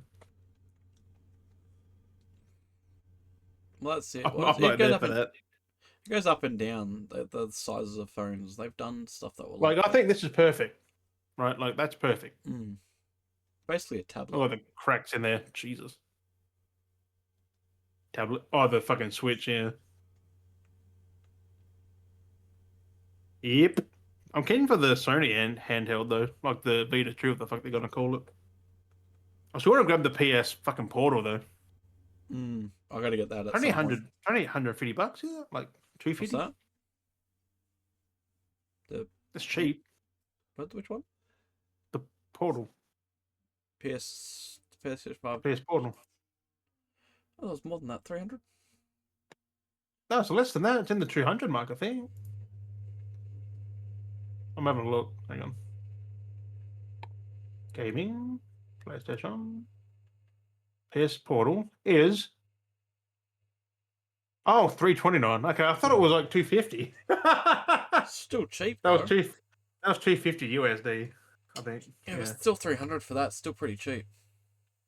Yeah, the fact that I can put that in rest mode and just go inside and play on it, or outside, or And the over there, DLCs or outside for over there. Villains. The fact that you get a screen protector for $20 too. But yeah, Tempered glass. Yeah, no, it's ridiculous because I think each pack was like roughly like $3 or $4 for like the DLC packs for DC villains. Oh, yep. I was like $8. Like, you got, just buy the thing. You got the whole lot. Yeah, it's like just get the DLCs. What would you buy it in? Black or white? Hard to say. Maybe the white. I do like the white. PlayStation White is nice. Because it's white. No, it's not. I was saying I do want to get that because all these games, especially I'm getting, it'd be nice. So I could just sit in bed and play them in bed. I could be. You can play your PS5 in bed with your fucking Portal. Like, yeah, boy. That's what I mean, exactly. Like, oh, be so good. Well, that's why it's nice when they do their next one because it's gonna have you can put the games in. There's gonna be specific games made for the next handheld. That's alright. It's not just a 1080p version from your console. Like your console won't need to be in rest mode or anything. Which would be fantastic. To have it like what a Vita was. The Vita was so underappreciated though. Same as the VR. Like the VR, like I have to get one before they just don't have any. Because they're really cheap now. Like they might go on sale again at some point, like $500 maybe. Like that's still pretty cheap for what the VR2 is. Like fuck. Well, that's it. I still think the $600 is cheap. $649. That's nearly as much as the Switch. That's not too bad. I might have to look into that. If I don't buy any games, I could maybe be a good boy and get myself a Portal. No, just save extra that and get yourself a VR. I don't have any room or use for a VR. That's the thing. Oh fuck, true. So Portal would be perfect. A Portal. Exactly. I could sit in bed and play it. Right. At night, if I'm like, oh, I'm done, but then I lay in bed and I'm still awake, it's like, well, then I'll just load up, continue playing what I'm playing. That's the case where you sit in the hospital waiting room, just play your fucking Portal. Play some Rocket League on the Portal. Better have some good connection. Hey. It's like, better have some good connection, jeez. Right? No, hospital Wi-Fi shit. You don't want to play on that. Exactly. I tried playing Gears of War 4 multiplayer on the internet connection at the fucking hospital. It's horrible. How big was fucking... I downloaded it was way fucking quick. Doghouse. Hey.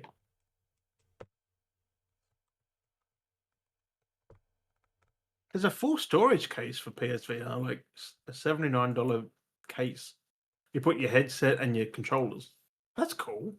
And it's a hard case. Better than just having. I used to when I had my VR set up, it just sat on the side of like the TV, like near the TV. It just sat there. Like there was nothing to put it in. I downloaded way quick. It's like 4 gig for fucking Minecraft Dungeons. Did it in like 10 minutes.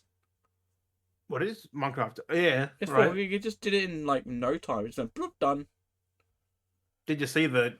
There's a carry case for the Portal, which you probably need. Only $25. Canvas carry case. Fuck yeah. It's just like this. Really. Except not leather like this one. It's canvas.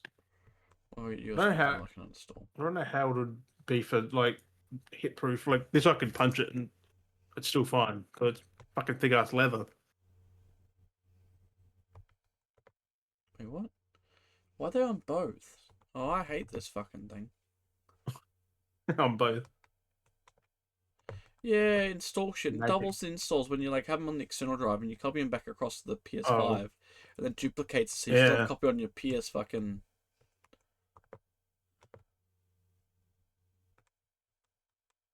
There's a Portal charging stand. They got different. It's got RGB. Fuck yeah. I think a Portal will be needed soon. Like I wouldn't mind having a Portal. Not that I would play it all that much because I'm usually at my consoles, but I have the option. When I go somewhere, I can just put it on rest mode and just fuck off. Exactly. Like it does suck. It's got to be in rest mode, but mine's always in rest mode. Right. Like you'd think it's still connected. Like it could be turned off. Like you shouldn't have to need a constant connection. That's why we get in the new handheld, I think. When that doesn't need the connection. Are you seriously telling me about that? Oh my god. Well, we're getting to the point where we're gonna have like you have a disk drive, no disk drive.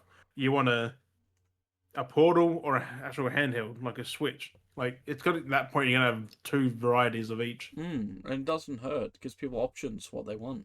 Yep. It just your Pro console should have a disk drive. It should always have a fucking disk drive.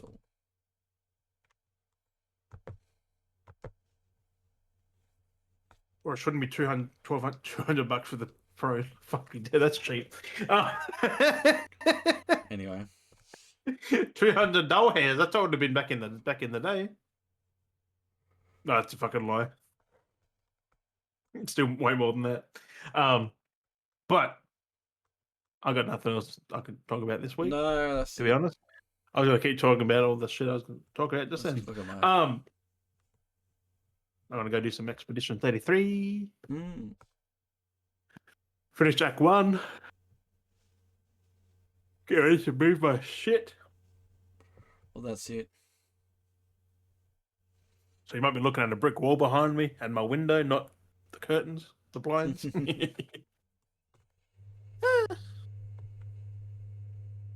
Interesting. Well, that's it. At least I can see. No, I can't. I'll be blocked from that door. I'll be like having all this and blocking me from the door. It'd be lovely. But I digress. Thank you, Beardies and Beardettes, for joining us on another. Fuck, I'm bright right now. Hang on. For another fuck, I'm bright. For joining us on this another episode of the Summer Games Fest episode. Really, that's what it is. Yep. Thank you for watching, listening, with your ear holes. As always, we appreciate you. We have been Dale and Jim, and we'll catch you guys next week. Bye bye.